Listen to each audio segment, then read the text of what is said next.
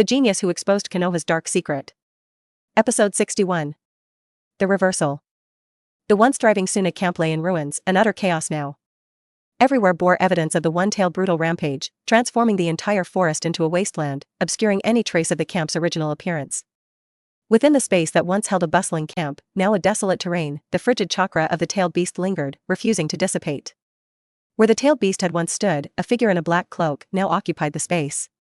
This individual was the current leader of the Sunagakure, the most exceptional and formidable ninja within the village, known as Suna's third Kazekage.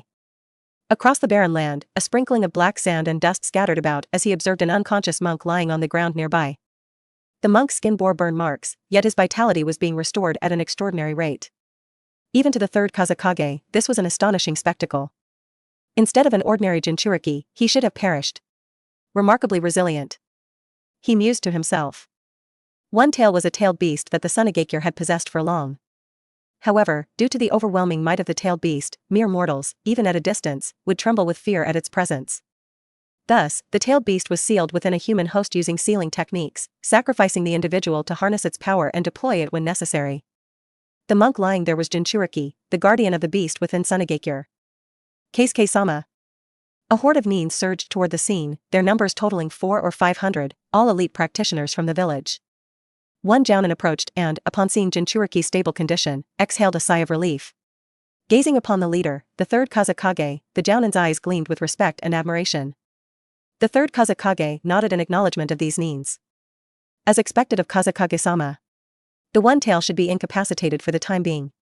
One of the jounin remarked, to which the third Kazekage shook his head, countering, "It's not so simple. The one tail is uncooperative. If it were cooperative, I wouldn't have needed to resort to such extreme measures." The monk had a special bond with the one-tailed beast sealed within him. Consequently, the containment had remained stable over the years. However, issues arose. The monk who has compassion and benevolence was averse to combat. During the reign of the second Kazekage, an attempt was made to militarize the one-tail's power.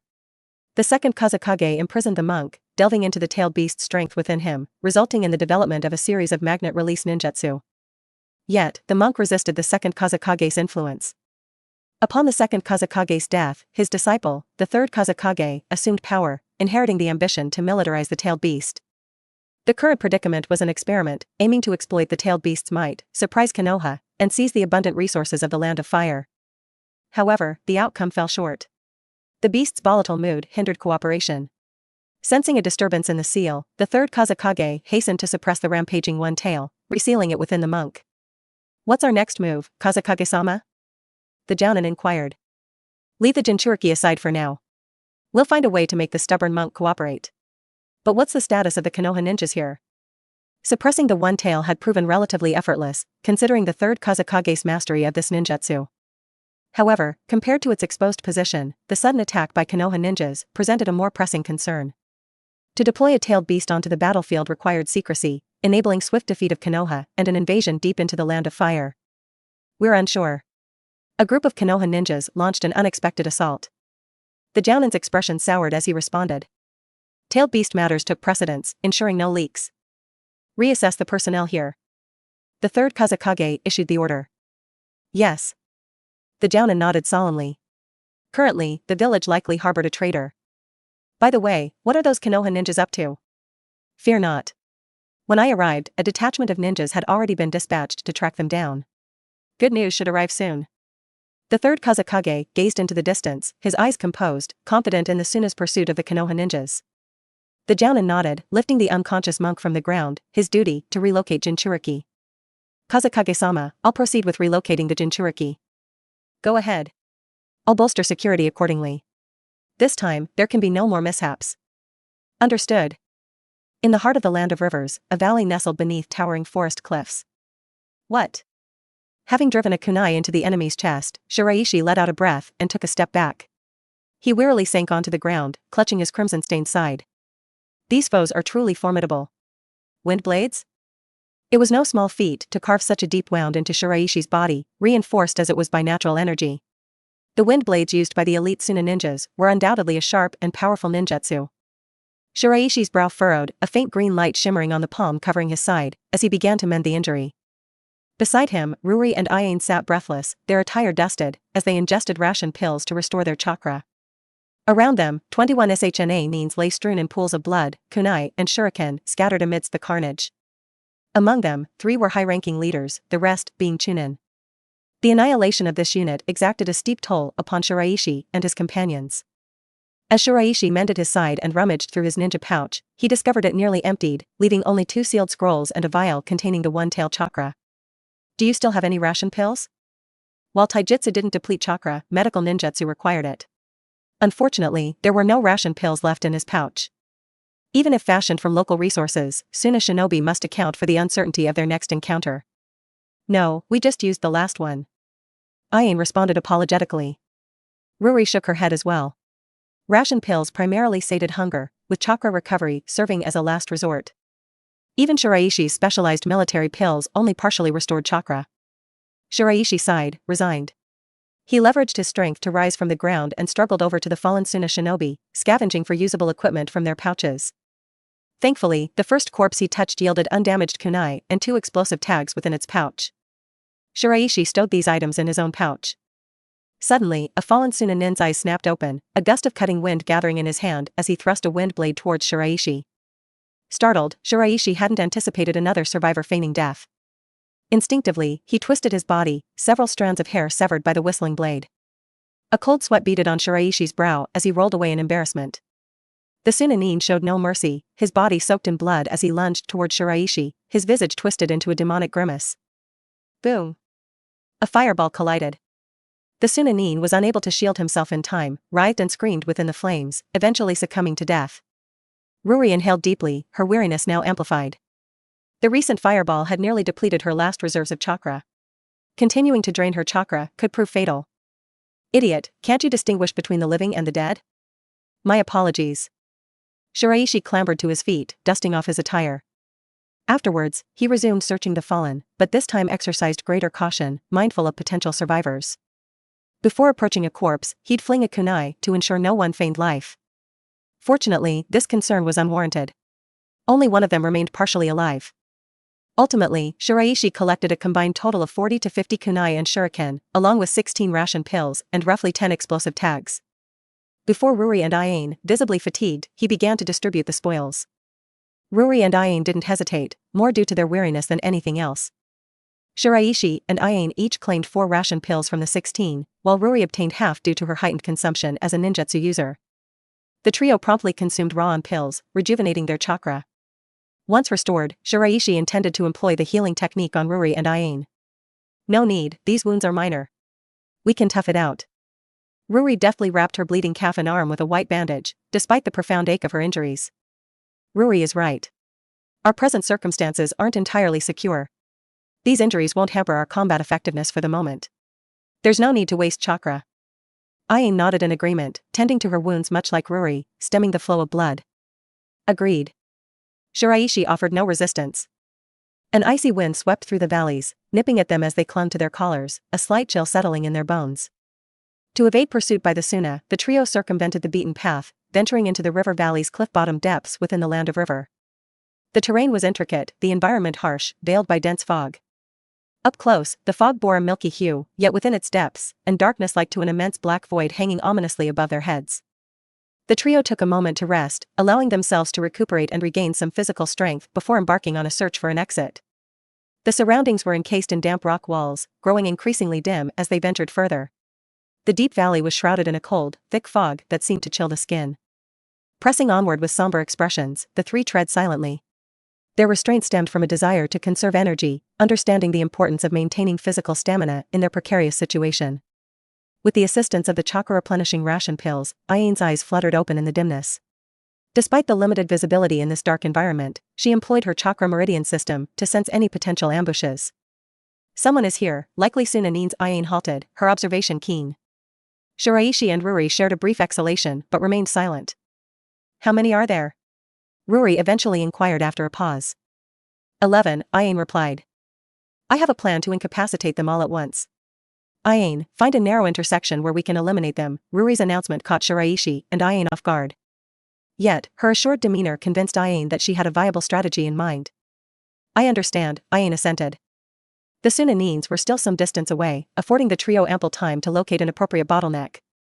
While uncertain of the specifics of Ruri's plan, Shiraishi trusted her prowess as the group's core combatant. He believed she wouldn't advocate for an impractical approach. Before long, Ain identified a narrow intersection with only two paths, one forward, one rearward, enclosed by towering rock walls that eliminated any possibility of retreat. Is this location suitable? Ain queried. Perfect. How long until they arrive? Ruri's expression turned resolute. At their current pace, we have around 2 minutes. Remind me when we have just 10 seconds left. Ain nodded, in agreement. Shiraishi, however, appeared perplexed. Although he held faith in Ruri's capabilities, he remained ignorant of any enhanced ninjutsu she had developed, as she hadn't divulged any such information prior. Hence, Shiraishi's assessment of Ruri's suppressed chakra indicated the capabilities of an elite Sunanin, giving him pause. Yet, he had no choice but to trust in Ruri's plan. As the seconds ticked away, Ruri positioned herself at the forefront.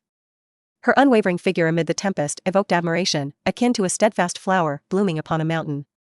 They're approaching. Ain's voice cut through, heralding the final 10 seconds. Ruri didn't waste a moment, immediately initiating hand seals to activate a highly specialized fire release technique. Channeling her chakra and the recovered natural energy, Ruri forced their fusion without undergoing a customary safety test. The result was a flood of formidable energy surging throughout her body, an unprecedented sensation. True to her expectations, Ruri surpassed Shiraishi in her command of natural energy. Empowered by this proficiency, she dared to merge the remaining chakra with the natural energy, generating a magically charged chakra capable of amplifying her prowess without a prior test. Fire release, extinguishing flame. Wait, Ruri, Shiraishi's realization came a moment too late. With Ruri's current chakra reserves, she couldn't possibly conjure the explosive fire required to extinguish such an extensive fire release attack. Insufficient chakra could not only diminish the jutsu's power but also endanger the user. Unfortunately, Ruri's use of the jutsu outpaced Shiraishi's admonition. Moreover, she would likely dismiss his caution even if she heard it. Ruri was her own warrior, resolute and unwavering in her combat approach. A torrential surge of flame surged like a tsunami within the valley's depths, morphing into an all-devouring beast that engulfed everything. The formerly chilly surroundings now resembled the scalding inferno of hell itself. Before the group of Sunanin could even react, they were ensnared by the fire. No refuge. No resistance. The darkness ablaze. The air itself seemed to warp amidst the scorching heat, an ominous manifestation of the high temperature. The searing, skin-cracking heat continued to ascend, the sea of fire ever expanding within the confined space, consuming all life in its path. Standing alongside Ruri, Shiraishi and Ain couldn't help but inhale sharply, their throats seemingly filled with scalding water, their breath stifled by discomfort and pain. The once rugged rock walls, now subject to the searing sea of fire, transmuted into resplendent scarlet flame crystals, radiating an incandescent brilliance. Before them, the 11 Sunanins were eradicated, their remains obliterated beyond recognition. Reduced to ash, they vanished into the engulfing flame. Episode 62. Surpassing Styles. In the early hours of the morning, the sky gradually brightened. Still no sign of them? Sorry, Jiraiya-sama, I haven't found any trace here. Minato, following Jiraiya in the southern valley of the Land of River, responded with a slight shake of his head to Jiraiya's query. Damn it, who would have thought a mission would turn out like this? Jiraiya punched a nearby tree in frustration, his teeth gritted. As for Tsukumo's team, Jiraiya wasn't overly concerned, since their mission details hadn't been tampered with. The issue lay with the other 3 members who had fallen into the trap set by Root. Given his unfamiliarity with the Root's tactics, Jiraiya had no insight into how they might handle Tsukumo's subordinates. In any case, their current predicament was a result of their own momentary lapses. Yet, it was unexpected that even within Hokage's direct subordinate Umbu, spies could be embedded by the Root. Jiraiya was eager to seize this opportunity to thoroughly investigate the Root's activities. The audacity of Umbu, charged with confidential missions and Hokage's protection, made this no trivial matter. Despite Umbu's responsibility for secrecy and the safety of Hokage, Jiraiya suspected that the outcome would likely amount to no more than a verbal reprimand, given Sarutobi Hiruzen's affection for his old companions. Please don't worry, Jiraiya-sama. The 3 of them might have their own reasons for their actions.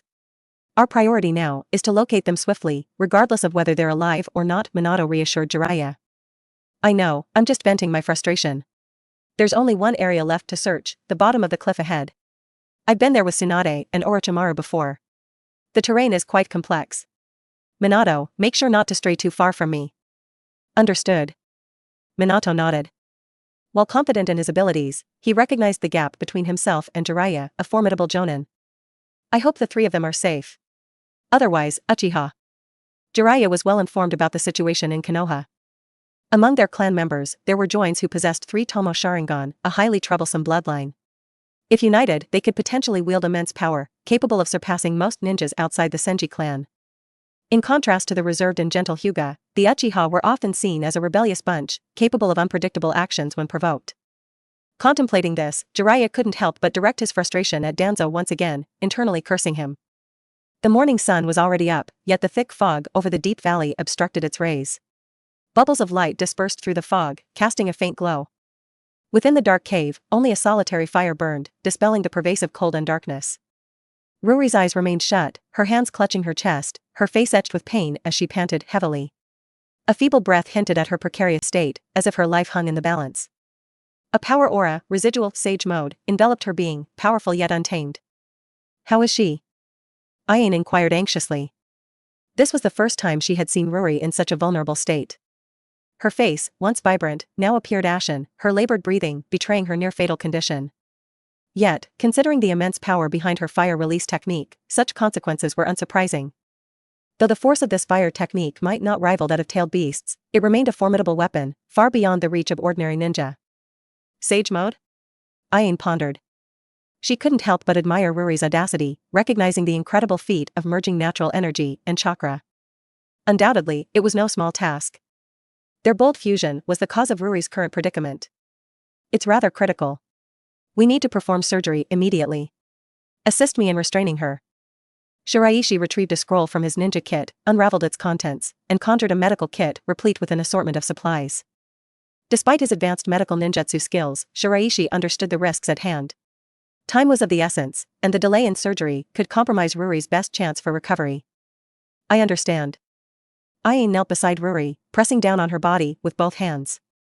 Taking a deep breath, Shiraishi rolled up Ruri's clothing, exposing her pale abdomen, the bandage stopping just short of her chest. A flush of crimson crept onto Ayin's cheeks. Don't let your focus waver. Maintain your hold on her. Shiraishi's voice, steady and composed, cut through.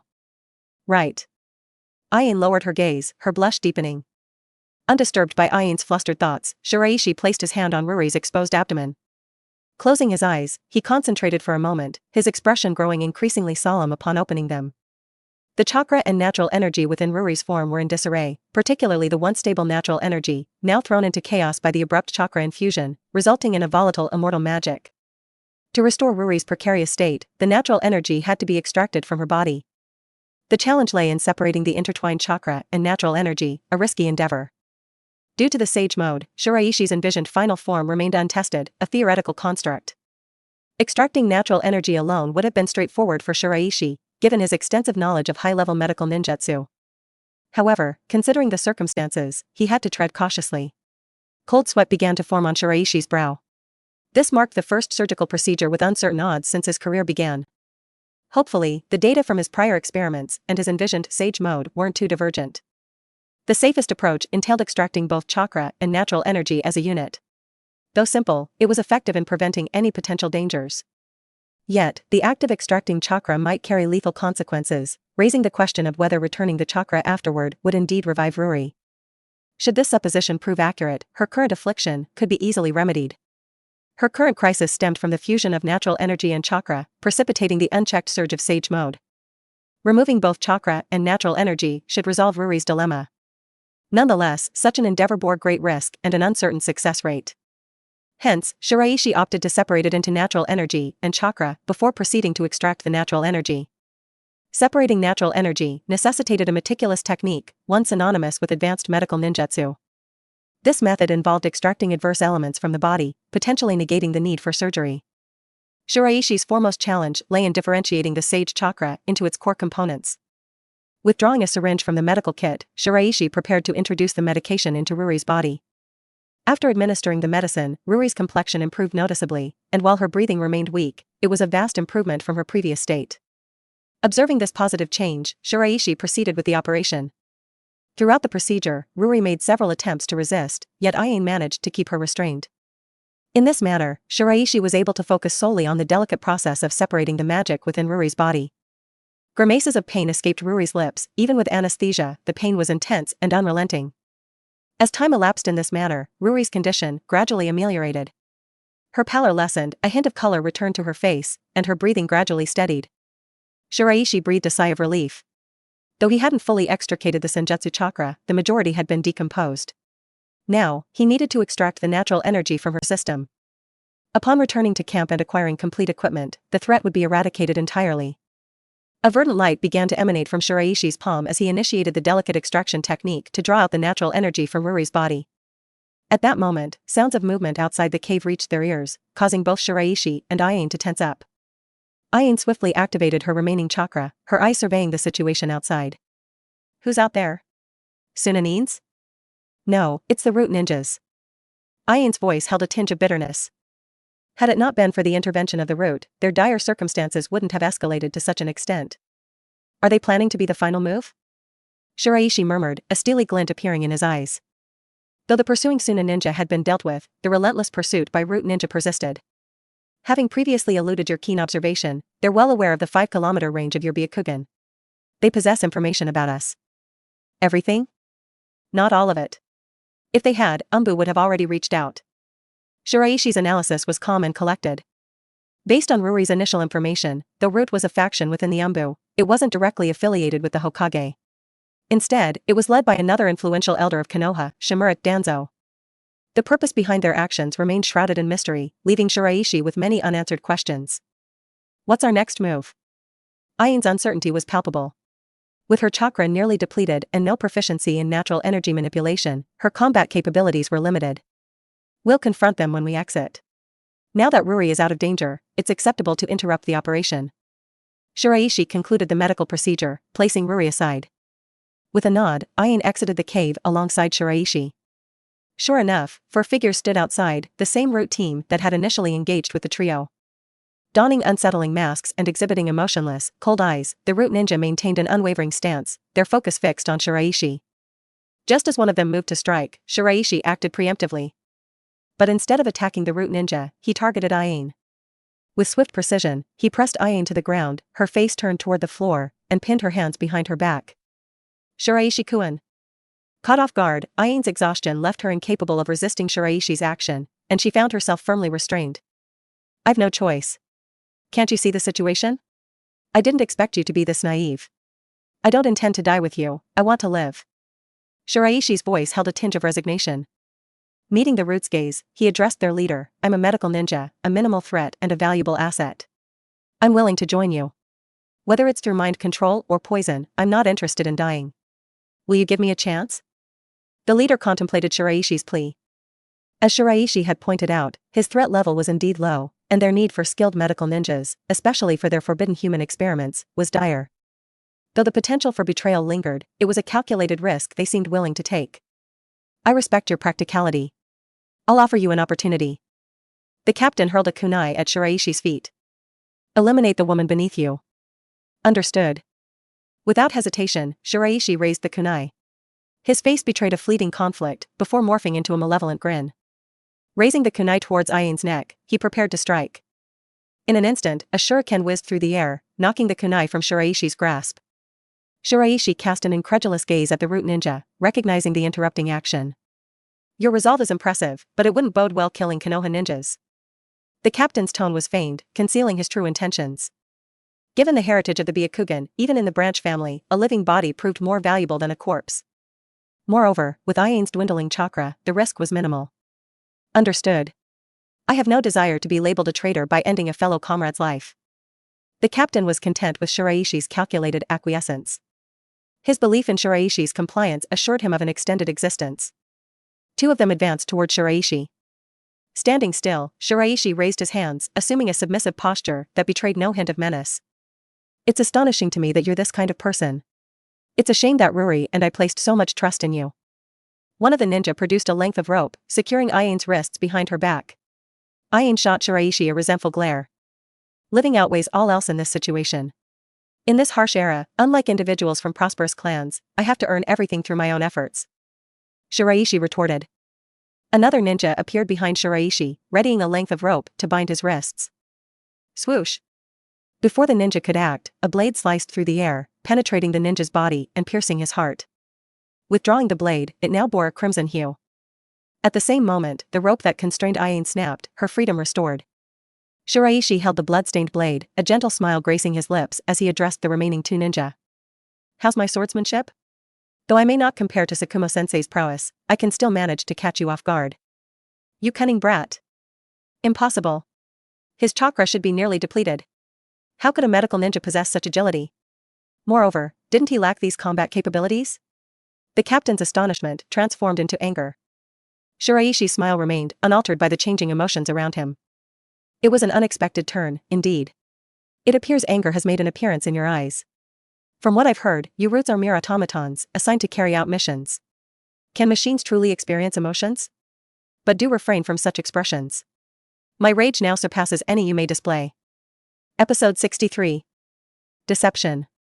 From Shiraishi's perspective, the situation on the battlefield remained rather ambiguous. While it was a 2-on-2 scenario, Aine's combat capabilities had been compromised, her limited chakra barely sustaining her consciousness. Engaging in any form of combat, even the softest punches, seemed a distant possibility.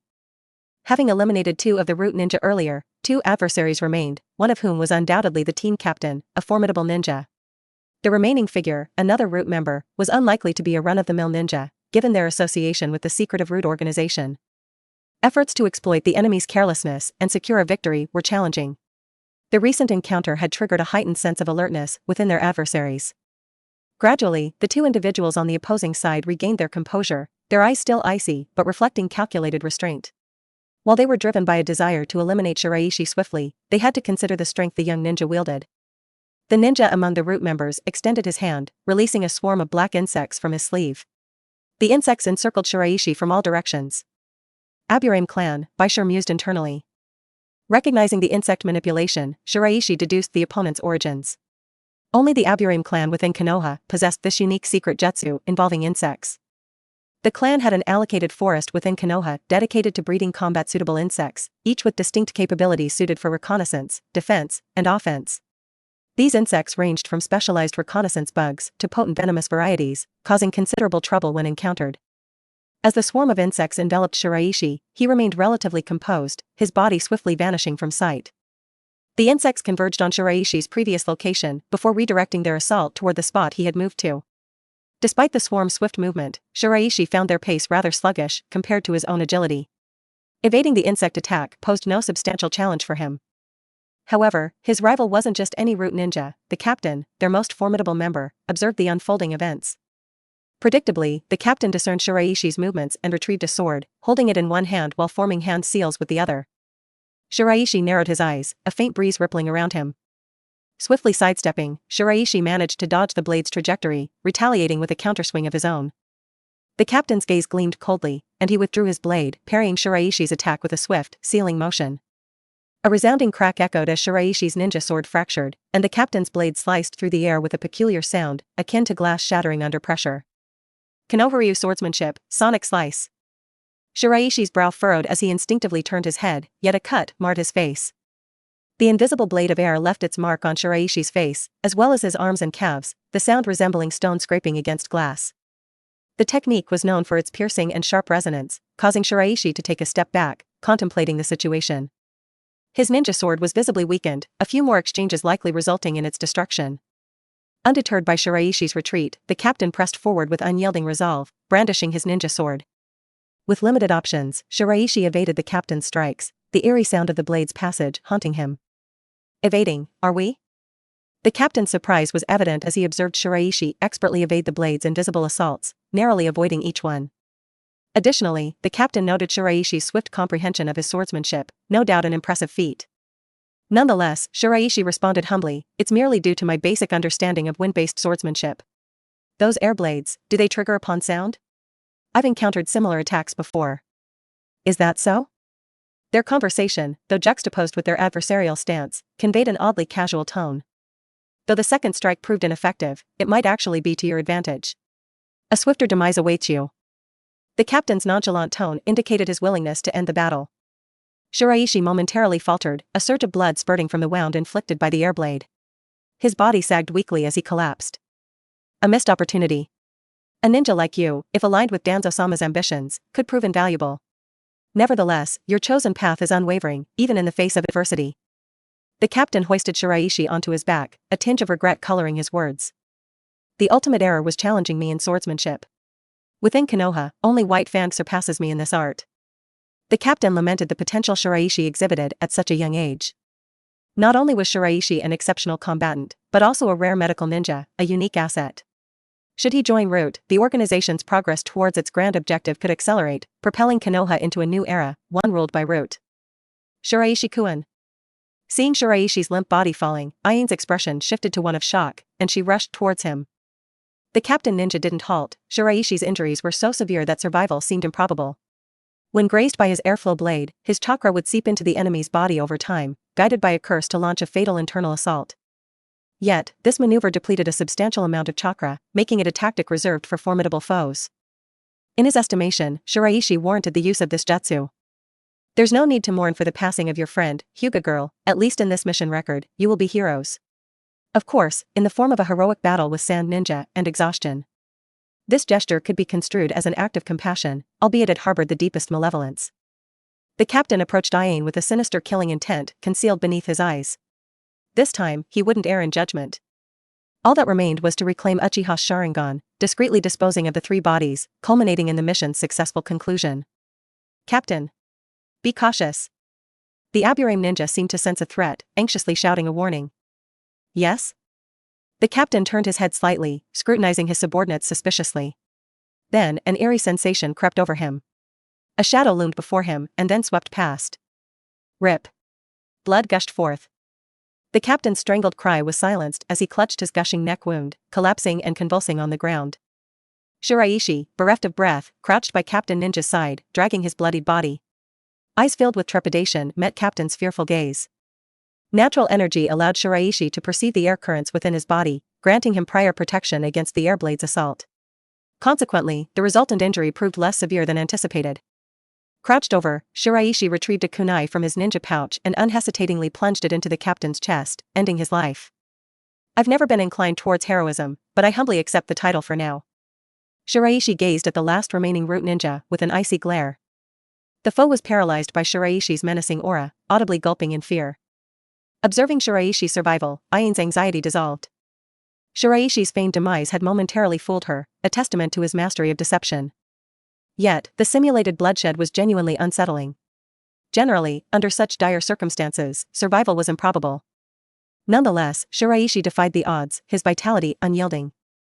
With one enemy remaining, Ain matched their fierce gaze. You may leave, Shiraishi suddenly stated. Ain and the remaining Root ninja exchanged bewildered glances at Shiraishi's unexpected directive. Allowing me to leave? The Root ninja appeared skeptical of Shiraishi's words. I'm wounded and lack the certainty to overcome you. Moreover, you're unlikely to desire your demise here. Let us cease hostilities. After all, you're obligated to report this encounter to your superiors, correct? Shiraishi persisted. Ain, comprehending Shiraishi's intentions, concurred with a subtle nod. The Root ninja's incredulity persisted. Facing an ostensibly weakened Shiraishi, he anticipated a more formidable resistance. Unexpectedly, Shiraishi candidly admitted his injuries, causing the Root ninja to waver. Truthfully, his intent for vengeance lingered, but Shiraishi's imposing aura overwhelmed him. Ultimately, it was mutually advantageous to cease the battle. Confirming Shiraishi's sincerity, the Root ninja inquired once more, you truly intend to spare me? Yes, as I've mentioned. My injuries render me unable to defeat you, and it's unwise for you to perish here. This outcome benefits us both, we shall part ways amicably. The Root ninja relented, exhaling deeply. Retreating several paces, Shiraishi and Ain maintained their positions, prompting the Root ninja to trust Shiraishi's words. Utilizing the body flicker jutsu, he departed. Roughly 3 to 5 seconds after his departure, Shiraishi abruptly collapsed, panting heavily. Agonizing pain contorted his features, his complexion paling. The captain's swordsmanship had inflicted grievous harm, only mitigated by Shiraishi's utilization of natural energy. This intervention had spared him from certain death. Are you all right? Ain hastened to Shiraishi's side, her expression marked by concern. I'll manage, my chakra requires time to recover. Medical ninjutsu is off the table for now. Shiraishi wheezed, managing a faint smile. Ain nodded, supporting Shiraishi as they prepared to depart. Footsteps resounded from behind, the Root ninja had returned. Witnessing Shiraishi's weak state, the Root ninja immediately grasped the situation. I see. So that was your gambit. You're quite cunning, I nearly fell for it. Had I not returned, your scheme might have succeeded. Ain stood in stunned silence. Beads of cold sweat formed on Shiraishi's pallid face. Haha, you really aren't afraid of me, are you? I did kill your captain. Shiraishi's intention to salvage the situation remained unclear. Do you think you can manipulate me with your words? You've been dishonest since the day you were born. Regrettably, your deceitful nature renders your words meaningless to me. The root ninja gazed upon Shiraishi with eyes that saw through his intentions. This is quite ironic, isn't it? Shiraishi persisted, attempting to guide the root ninja's thoughts into a dead end, resolving the current predicament. Yet, his efforts were in vain, as the root ninja remained steadfast in his suppositions, harboring profound skepticism towards Shiraishi's every utterance. Insect Jade.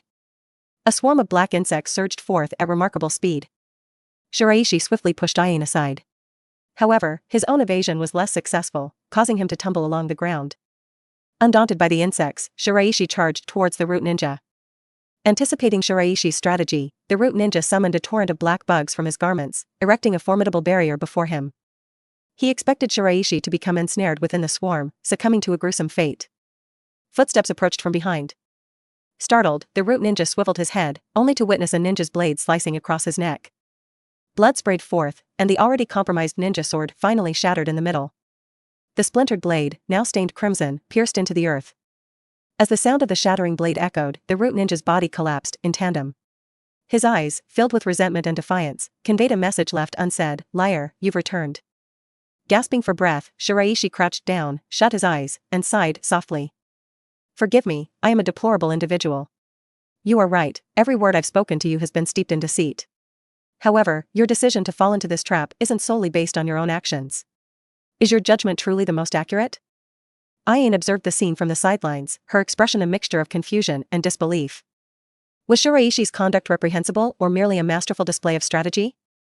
His injuries were indeed grave, but they hadn't incapacitated him entirely.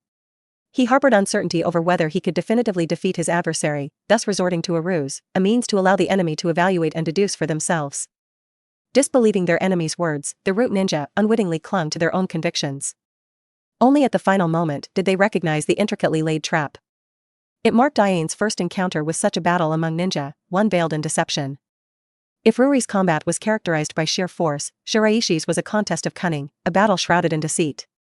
Devoid of grandeur or splendor, it exuded malevolence and duplicity. "I've actually placed my trust in such a person. It seems hopeless," Ain lamented. Shiraishi lay sprawled on the ground, devoid of energy. "What a wretched day. Root. I'll remember you." Muttering these words, Shiraishi closed his eyes, seeking a moment's respite. Episode 64. Temptation to return to the village. Around a day later. In the forest at the junction of the Land of Rivers and the Land of Fire, a trio was hastening their journey back toward the Land of Fire. Compared to the tense atmosphere during their departure for the Land of Rivers, the current ambience had become more relaxed and carefree. This trio rushing back to the Land of Fire consisted of Shiraishi, Ruri, and Ain. Since the root team had been eliminated, they hadn't encountered any further enemies and had enjoyed a peaceful day. Both Shiraishi's and Ain's chakras had also been replenished. About half a day ago, Ruri had woken up from a deep slumber. While her injuries from the sage mode hadn't fully healed, her face still remained pale, but she had regained some strength and self-defense capabilities. Considering the possible implications of numerous people being involved in this mission, and the mission's connection to the inner workings of Konoha's high-ranking officials, the three of them had decided, after Ruri's awakening half a day ago, to rush back to the Land of Fire with all their might. Their aim was to uncover the true nature of this mission. The time was roughly 3 o'clock in the morning, and the darkness still held sway. Ain carried Ruri, who was temporarily unable to move, on her back and hurried onward, with Shiraishi trailing closely behind. "By the way, is it really safe for us to return like this?" Ain seemed a bit anxious as she suddenly spoke. "What do you mean?" Shiraishi shot her a glance. "The root are part of the Umbu. Despite the differing affiliations, we still ended up killing them." Ain wasn't convinced that they could just return without facing any consequences. While the root ninja had initially framed them, what if the mastermind behind this incident was a high-ranking Konoha member? What if they found out? Perhaps the three of them might end up being accused of killing the root ninja. Doesn't matter. Didn't we dispose of those bodies beforehand? Once we're back, we can simply explain that we fell into a trap set by Suna. If they inquire, we'll assert that we didn't encounter any root members.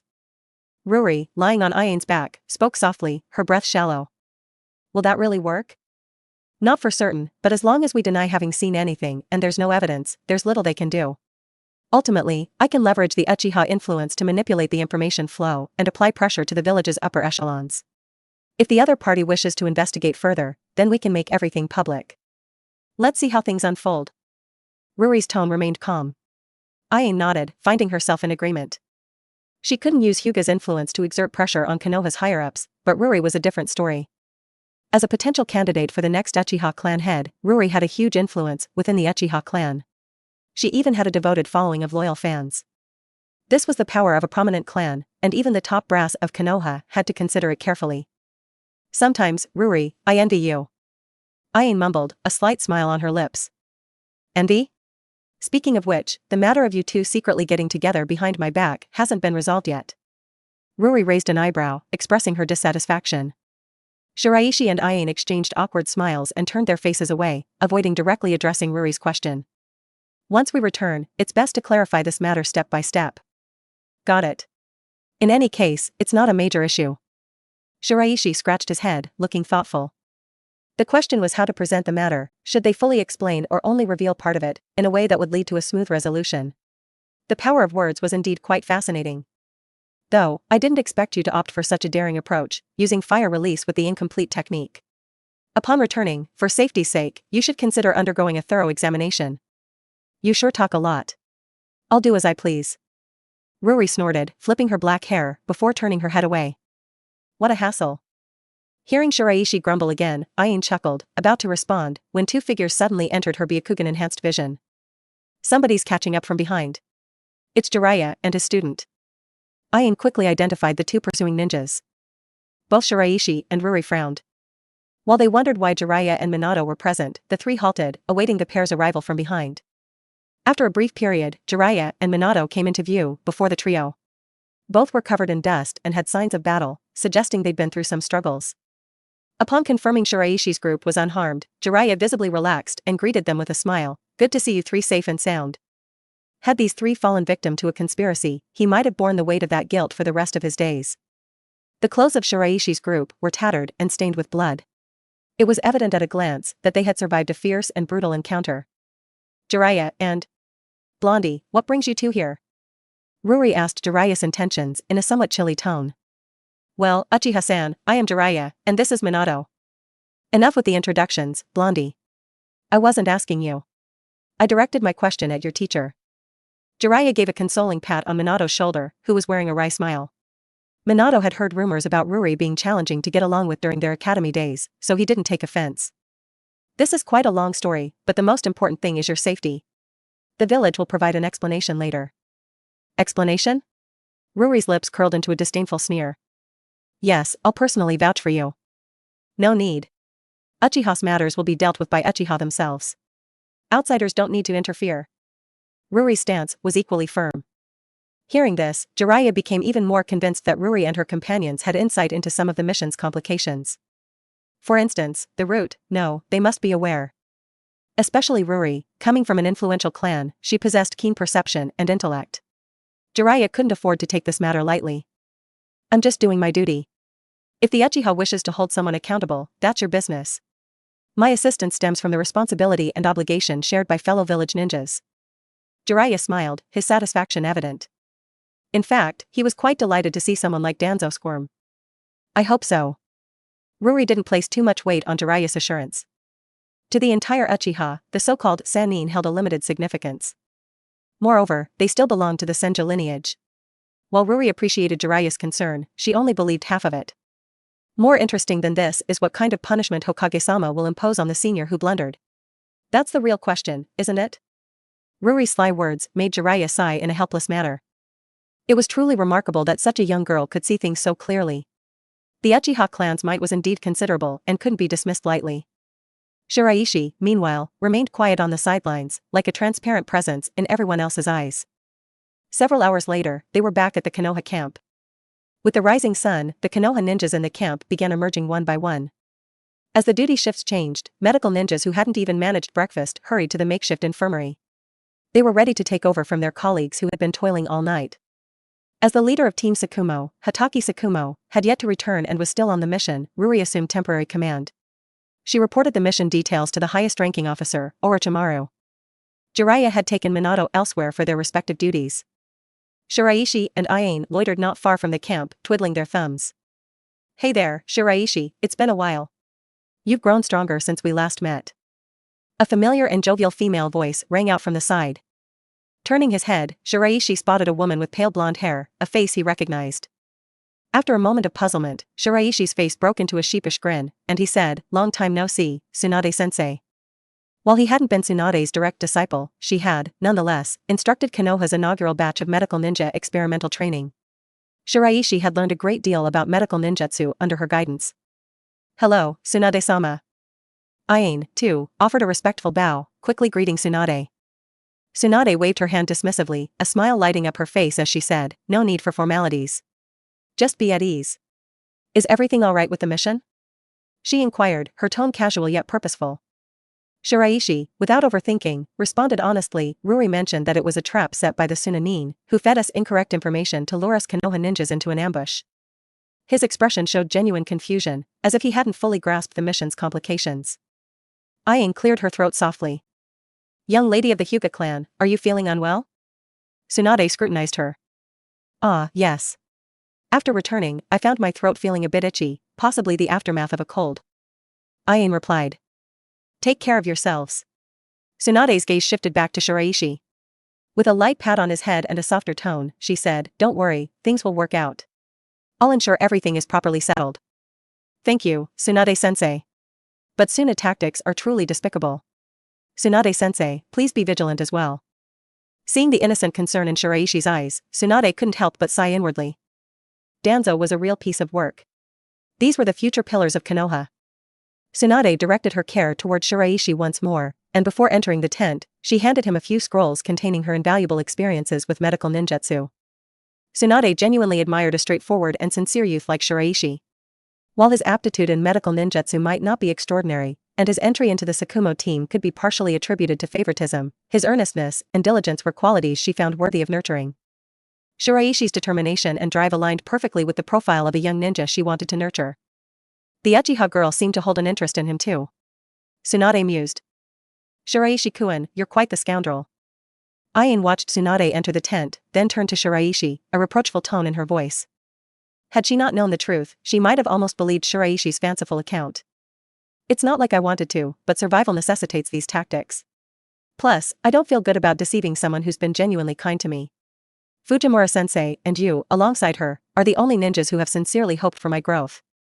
Speaking of which, Shiraishi's thoughts turned to Fujimura Taiga, the head teacher who had accompanied him through his 6 years of study.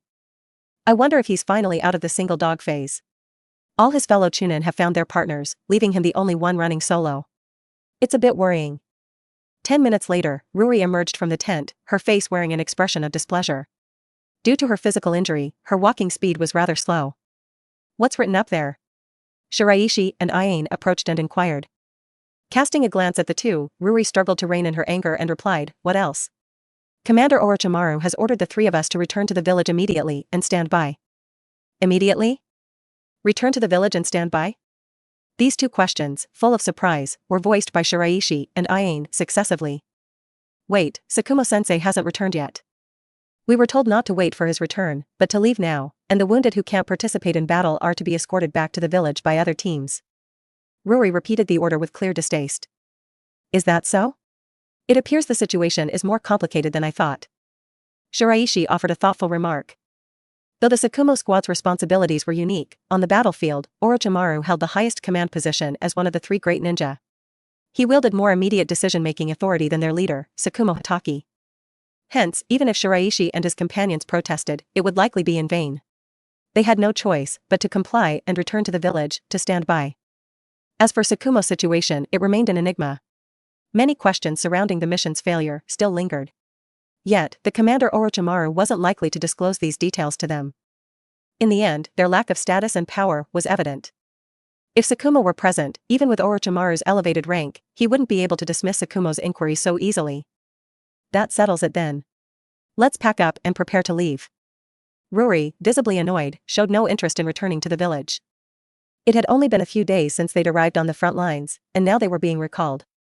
It felt like someone was toying with her. Half an hour later, Konoha camp was bustling with numerous ninjas. Several carriages had been readied, accommodating a number of wounded individuals. Aside from the trio, over 30 Konoha ninjas were present, including 4 jonin. The team also included a handful of medical personnel who were tending to the wounded. Why were the 3 of them sent back? Inside the tent, Tsunade sat beside Orochimaru, gazing at the pale young ninja with a confused expression. With his long, dark hair cascading straight down, he bore a strikingly handsome face, although one tinted with a touch of femininity. This individual was Orochimaru, the supreme commander of Konoha's frontline against the Sunigakure. Alongside Jiraiya and Tsunade, he constituted the legendary trio of ninja. In response to Tsunade's question, Orochimaru gave a succinct explanation: "The impending war demands my full focus. I can't afford to be entangled in this troublesome political dispute. But to send them back like this. Tsukumo shouldn't be privy to this. His involvement could potentially cause more problems. Right now, Konoha's primary objective is to defeat the Sunigakure. I don't want to be sidetracked by such matters." Orochimaru shook his head, demonstrating a lack of interest in whatever underlying truth there might be. He was determined not to let anything distract him, and the ultimate resolution rested in the hands of the Hokage. Orochimaru was not the ultimate decision-maker. "I'm not concerned about the Uchiha and the Hyuga girl, but that young man. Do you have a particular interest in him?" Orochimaru regarded Tsunade with a curious expression. "He was one of my students. I don't wish for him to become embroiled in the village's darker aspects. I want him to fulfill his role as a medical ninja and live his life." Tsunade sighed. Yeah, in these chaotic times, mere survival is a blessing. However, personal growth often comes hand in hand with pain, a confrontation with the world's harsh realities. This is true for you and true for me, just like the willow tree by the road. As Orochimaru spoke, he gazed at his hands, a shadow of melancholy passing across his eyes. In reality, there's often little we can do and little we can change. Episode 65. A Family's Reflection. The following day, around noon. Investigations are complete, Hiruzen. Inside the conference room at the Hokage building, Hamura and Koharu, the senior advisors, sighed lightly after going through the scroll's contents. Their frown indicated their shared discomfort. The scroll contained information relayed by Konoha's frontline commander, Orochimaru. The report exposed discrepancies between the mission to attack Suna's supply point and the actual situation. This error led to severe dispersion of Tsukumo's team's combat strength and placed them on the brink of annihilation within Suna's encirclement. While the Root's involvement was not explicitly stated, as seasoned advisors, they recognized the subtext. All arrows pointed to another esteemed Konoha elder, Shimura Danzo. The Root ninja had used deception to incriminate Tsukumo's team. They had even infiltrated Hokage Zanbu, contributing to the debacle. "What is your take on this matter?" Hiruzen said to them expressionlessly. While Hamura and Koharu may have aimed to exonerate Danzo and shift the blame to Sunigakure, the others weren't naive. Such a strategy would only exacerbate the already grim situation. Danzo has gone too far this time. Is too far even an adequate description? Hiruzen's expression darkened abruptly. Placing an agent within the Hokage Zanbu was a transgression he could bear. However, his stance represented his own views, not those of the Uchiha clan.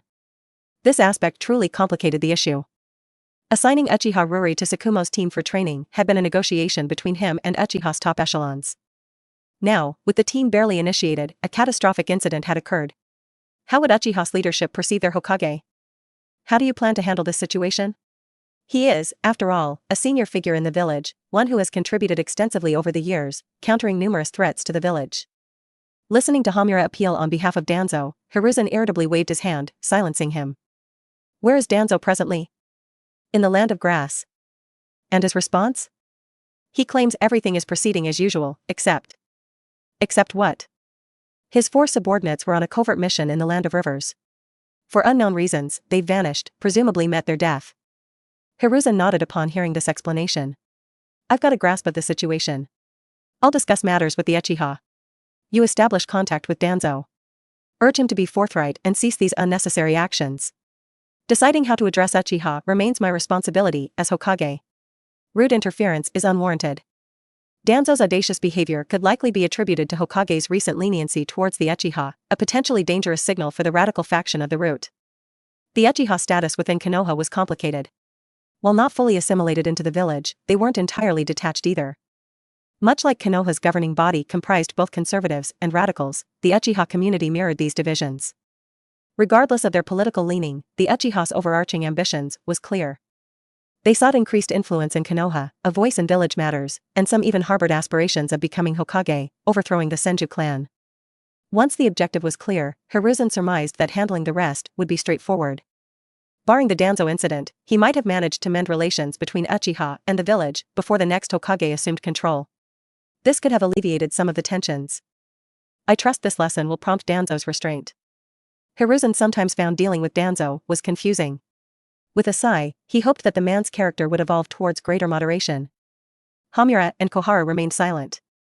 Danzo didn't attain his leadership position by being straightforward. Let's visit the Hyuga clan to explain the situation. While you plan to address Uchiha single-handedly, entrust others with the task.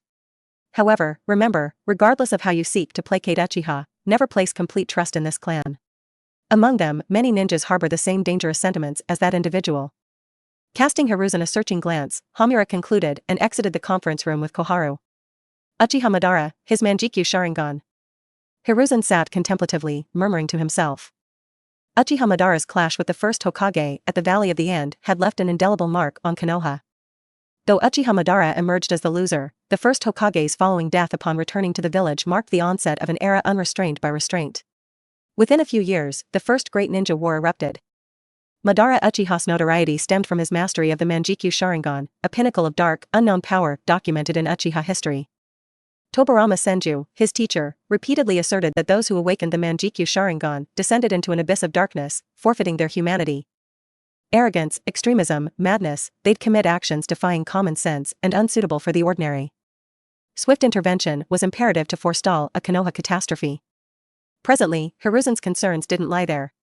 Since Madara Uchiha's demise, the Uchiha clan had yet to produce another Manjikyu Sharingan user. No matter how gifted, Uchiha ninjas could only attain the Sharingan's third tomo at best. These three tomo Sharingan eyes didn't pose too much threat to a Hokage of Hiruzen's stature. 3 in the afternoon. In the company of the team, Shiraishi, Ruri, and Ayane returned to the village of Konoha after several days spent away. The peaceful and serene scene here stood in stark contrast to the tense and somber atmosphere on the front lines. This peace had been hard-won, the result of countless ninja sacrificing their lives. Then, I suppose it's time to part ways here. At a fork in the road, Ayane suggested their separation. Neither Shiraishi nor Ruri objected. Now wasn't the time to delve into personal matters. The Uchiha clan's quarters appeared much as usual, neither bustling nor deserted. A group of children donning attire embroidered with the clan's emblem played on the streets within the Uchiha territory. They belonged to the new generation of the Uchiha clan, and they all seemed familiar with Ruri, the prodigious figure of the clan. They greeted her with a chorus of Ruri-sama in sweet, youthful voices. Ruri, in turn, shared some candy with the children, cautioning them to play safely. I'll head to the elders to gather information about the village's current situation. You should head back first. Ruri watched the departing children, then turned her gaze to Shiraishi and relayed her intentions. Understood. I'll just go back quietly, like the transparent person I am. Shiraishi had no qualms about that role, and Ruri acknowledged his sentiment with a nod. His contentment in this role had been a constant throughout his life, whether he was scorned or disregarded by others, he retained an air of indifference. While I doubt the resolution of this matter will leave you entirely satisfied. Shiraishi interjected once more, before leaving. Ruri's brows knitted in response, but before she could respond, Shiraishi had already walked away. He waved back at her and called out a "see you later." After bidding farewell to Shiraishi, Ruri set out alone for the Naka shrine. Upon arrival, she found Uchiha Sora, the elderly Uchiha, already waiting for her. Seated beside him was a young man, Uchiha Fugaku. Fugaku greeted Ruri with a faint smile and nod, acknowledging her presence. Ruri returned the gesture with her own nod and greeting. Frankly, while both she and Fugaku were contenders for the Uchiha clan's heir, Ruri didn't enjoy interacting with him. Not because Fugaku was weak, being a candidate for clan had necessitated strong jonin prowess, and his Sharingan had even evolved to the 3 tomo. It was Fugaku's conservative and gentle approach that irked Ruri. This was precisely the quality she found distasteful. Though she respected his formidable strength, she doubted whether his character was suited for the weighty responsibilities of a patriarch. After all, the Uchiha clan wasn't an ordinary ninja clan. A cautious and conservative approach would be akin to a slow-acting poison. This was Ruri's own perspective on the matter. Taking her seat, Ruri inclined her head respectfully towards the 4 Uchiha elders to express her deference. Elder Sora, regarding this recent incident. Before she could delve further, Elder Sora raised a hand to halt her, his tone less impulsive than she had anticipated. I've been told of the situation by Hokage. Indeed? Ruri responded in hushed tones, continuing her inquiry. So, what decisions have been made by the clan? Elder Sora refrained from disclosing their arrangements, instead inquiring about Ruri's stance on the matter. What are your thoughts, Ruri? Elder Sora didn't outline the clan's plan, opting to seek Ruri's perspective on the issue. I recall, Elder Sora, you once informed me that Shimura Danzo, leader of the Root, was a disciple of the second Hokage, closely associated with him and a member of the Shimura clan. That's correct. Given the strict organizational structure, subordinates wouldn't act without their superior's directive. I believe the other 2 team members weren't targets. The Root's focus is either on me, the Uchiha. This entire scheme is orchestrated by Shimura Danzo, aimed at the Uchiha clan. Furthermore, this amounts to an unjustifiable act of murder against a fellow comrade. I propose he be imprisoned in Konoha's detention facility to atone for his actions. By incarcerating the mastermind behind the scheme, any past accomplishments would be rendered meaningless. Political capital would evaporate, leaving him an impotent figure with no influence over the village. This was Ruri's envisioned retribution for the senior Konoha operative. As she spoke, Ruri produced a scroll, placing it before the elder. This scroll held irrefutable evidence, a tangible manifestation of the Root's subterfuge against their fellow ninja. Identifying this evidence would inevitably implicate the Root, with the ringleaders inevitably exposed. Elder Sora let out a sigh. He knew Ruri's response would be like this. Having watched Ruri grow up, he was well acquainted with her retaliatory nature. It won't work. Did you kill the 4 Root ninjas? Without proof of their deaths, as long as Danzo refuses to admit it, he can deny any involvement. Besides, the Senju clan is currently engaged in a major event, so it will take some time to process, he explained. Elder Sora was likely concerned that Ruri might present the corpses of the Root ninjas to the Yamanaka clan for identification. Whether this was a directive from Hokage himself or another high-ranking official, it underscored the Yamanaka clan's dedication to the task. She wasn't surprised, she had expected this response. Consequently, Shiraishi's careful treatment of the 4 Root ninja corpses had been in vain. After the war, the Hokage will reign in the Root and promise that such incidents won't recur. If Danzo acts against this, he'll face sanctions. Furthermore, Hokage permits you to revisit the Book of Seals and select 1 ninjutsu from it. That's certainly generous. But that's not what I desire, Elder Sora, Ruri retorted. Raising her gaze, her eyes, a mix of black and white, fixed upon the 4 elders unflinchingly. Not these, the elder assumed Ruri's demand would cease here. After all, having another opportunity to consult the Book of Seals and select a potent ninjutsu practice from it was a privilege most jonin could only dream of. It was undoubtedly advantageous for Uchiha as well. But this matter had not been addressed within the clan's confines, it had been discussed in secrecy with Hokage. No matter how formidable the sealed book's ninjutsu may be, it won't quell my anger. I seek the clan's power. Also, with all due respect, individuals like Shimura Danzo are exceedingly perilous. People like him will eventually bring disaster upon us Uchiha. We must seize this opportunity to expose him, even if it means compromising the vitality of Uchiha. Ruri's demeanor was icy, and a strong intent to kill emanated from her eyes. Fugaku appeared hesitant on the side, seemingly keen on diffusing the tension. The 4 elders, instead of being affronted by Ruri's strong words, wore disdainful smiles. Ruri, you're overestimating Shimura Danzo. The Shimura family and the Root are unworthy adversaries for Uchiha. Danzo, the covert mouse, can only engage in manipulation and subterfuge behind the scenes. In the face of Uchiha's overwhelming might, these petty tactics are futile. Their implication was that handling people like Shimura Danzo would be a waste of Uchiha's energy. Keep this evidence for now. I can promise that the next time Danzo attempts such a scheme, we'll act according to your plan. But I doubt Danzo will have the courage to continue targeting us Uchiha. The 4 elders exuded unwavering confidence in Uchiha's power as they spoke. Ruri glanced at Elder Sora's self-assured expression, her head bowing slightly. I understand, Elder. I'll follow your guidance, she conceded, her clenched fists and fluctuating chakra aura betraying her inner turmoil. Elder Sora comfortingly patted Ruri's shoulder. He knew her reluctance and offered reassurance. Ruri, you still have much to learn. Politics involves continual compromise between conflicting parties. While your talent surpasses Fuyue's in this aspect, it remains a glaring weakness. Is this all for the Hokage position? Ruri's voice turned cold. Elder Sora smiled with understanding. The Uchiha will strive for the position of the 4th Hokage. Now that you understand this, think about it. With that, he rose from his seat, and Fugaku followed suit. As they departed, Ruri remained seated, her gaze fixed on the floor. A somber and heavy atmosphere lingered in the room. This is truly tedious, she murmured. Though she recognized the elders' deliberation, their decision was far from what she desired. She vehemently disagreed with their stance. Uchiha wielded considerable power, but it shouldn't serve as a pretext for disdain. In this world, staying vigilant for 1,000 days only to be thwarted by a thief for 1 day was nonsensical. She stood up slowly, turned, and peered out of the room. The retreating figures of the 4 elders and Fuyue were still visible. Elder Sora, I don't oppose your choice, but I hadn't anticipated you'd misunderstand me from the outset. It was vexing. More than that, it was disheartening. Coming here had been a waste of her time. She'd have been better off returning for some rest. Ultimately, strength determined everything, whether for a clan head or Hokage. Similar to ninjas, absent the pretense of power, no matter how eloquent one's words, they'd fall on deaf ears. Should the Uchiha clan adopt the Senju clan's path to Hokage, would that mean they surpassed the Senju? It was self-deception. The moment the first Hokage fell, the Uchiha had already failed. Most of the Uchiha's present agitation stemmed from their pride in co-founding Konoha with the Senju. However, unlike the Senju clan, no Uchiha ninja had ever become the Hokage. Unwillingness and envy had given way to obsession for the elder Uchiha, like the other elders. Ruri hoped this intense obsession of Hokages would not take root in the Uchiha.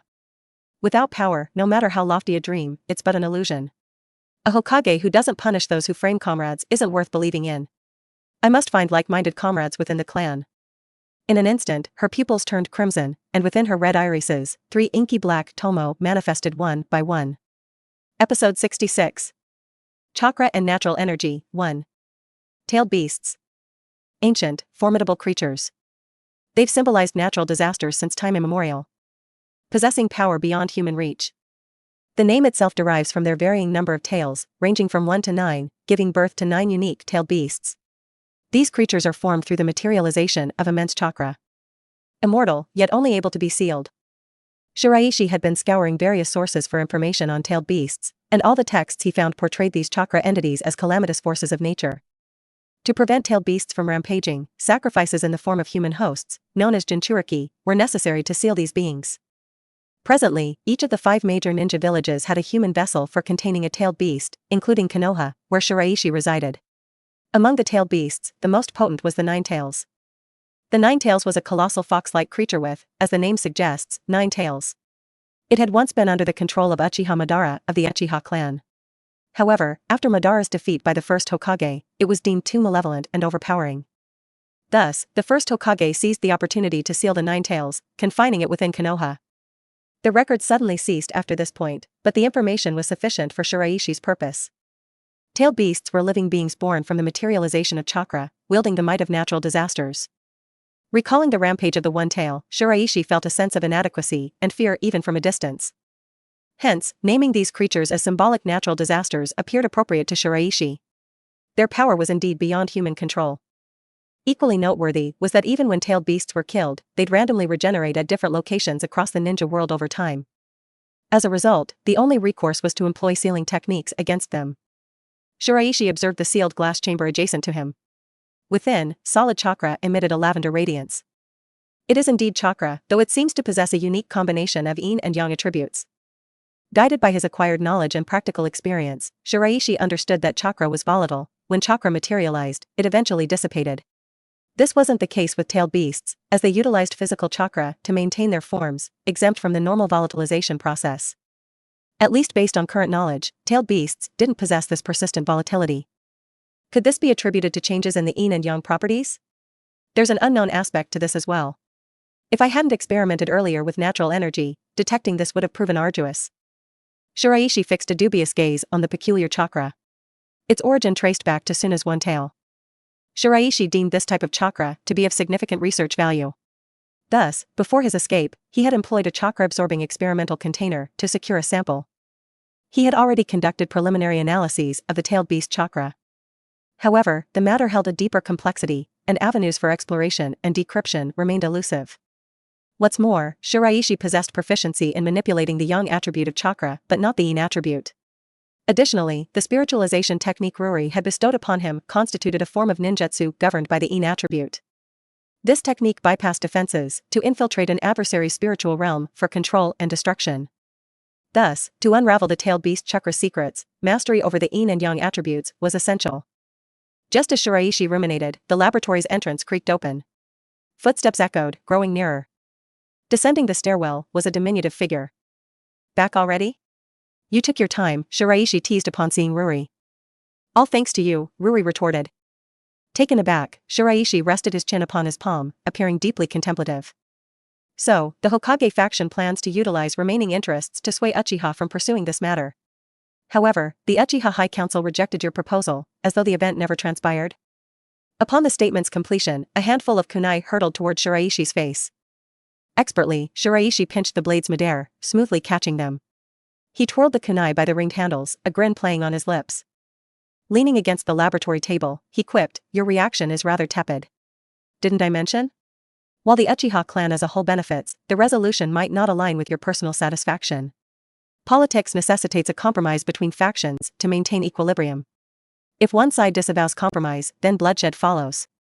This approach, however, was not intended by either Uchiha or Konoha's leadership. Your talent for pessimism is truly impressive. After all, you're an advocate of force. Power begets power, personal gain through political maneuvers isn't your style. For you, having power means refraining from compromise, whether it's seizing or protecting something. Profit is irrelevant. That's where our greatest disparity lies.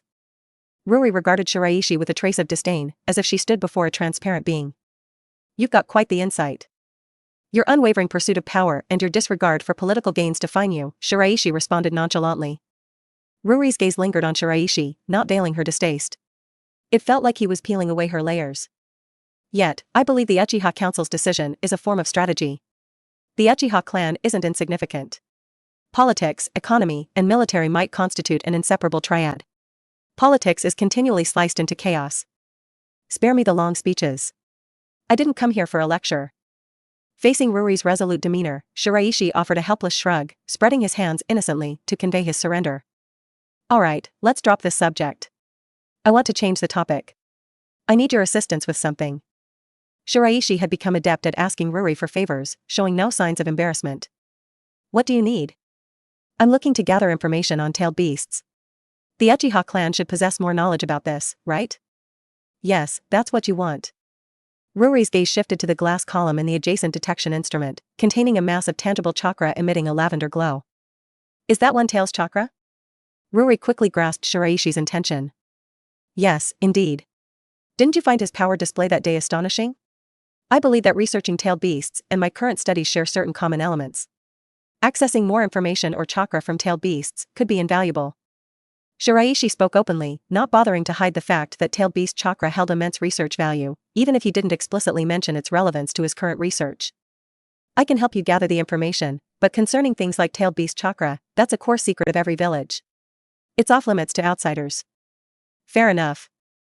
Shiraishi wasn't disheartened, obtaining more tailed beast information alone would be satisfying.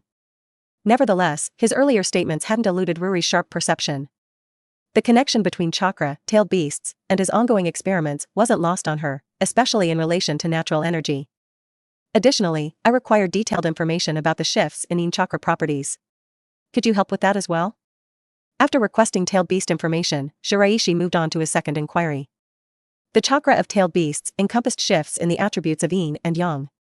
To unlock the secrets of tailed beasts, understanding the changes in these chakra attributes was paramount. Ruri felt an impulse to step on Shiraishi's smiling face. Who did he think she was? His personal information retriever? Fine. Shiraishi's thoughts took another turn, prompting him to speak up. Ruri's brows furrowed in response. What else? Did you divulge anything about tailed beasts when you reported to Orochimaru Joinin that day? Preparing to employ tailed beast powers clandestinely isn't a joke. There was no need. If we hadn't known about Shikaku's presence there, the root ninja wouldn't have lured us. Konoha's frontline ninjas were already aware. Furthermore, if Sandine had detected that the pursuing squad had failed, there's a chance he'd tap into one tail's power. After a brief pause, Ruri answered Shiraishi's query. I see, that's all right, then. In the aftermath of such an incident, the village will likely treat us with suspicion for quite some time. You'll have ample time for your research. Don't squander this period of respite. Of course. Speaking of which, I ought to extend my gratitude to those rude operatives. A smile crept across Shiraishi's face. In the future, he'd be sure to offer them an extraordinary gift, a thought he tucked away in his mind. In line with Ruri's words, all but Hatake Sakumo, who remained engaged in his mission, were granted a leave of absence. Umbu's inefficiency resulted in a mission mishap. To jolt Shiraishi's trio, a 2-month hiatus was awarded for recuperation. This was the official decree from Naruto, albeit somewhat implicit. Shiraishi gave it a cursory glance before shifting his attention away. It provided him with ample time to tend to his research, a plethora of subjects demanding his attention. From delving into Chakra attribute shifts to experimenting with magic, spiritualization, verifying chakra losses equivalents to death, and unraveling tailed beast chakra, his hands were full. These 2 months seemed too short for the extent of research Shiraishi needed to conduct. Thankfully, several experiments could be conducted concurrently without undue delay. Fairy magic experiments and assessments of the human body's chakra loss could run parallel. Simultaneously, he could hasten his mastery of the spiritualization technique, refining his aptitude in manipulating the chakra attribute. The trade-off was Shiraishi's sequestration in the lab, his days consumed by research, punctuated only by meals and sleep. Grasping the shifts in chakra attributes didn't pose a formidable challenge for Shiraishi.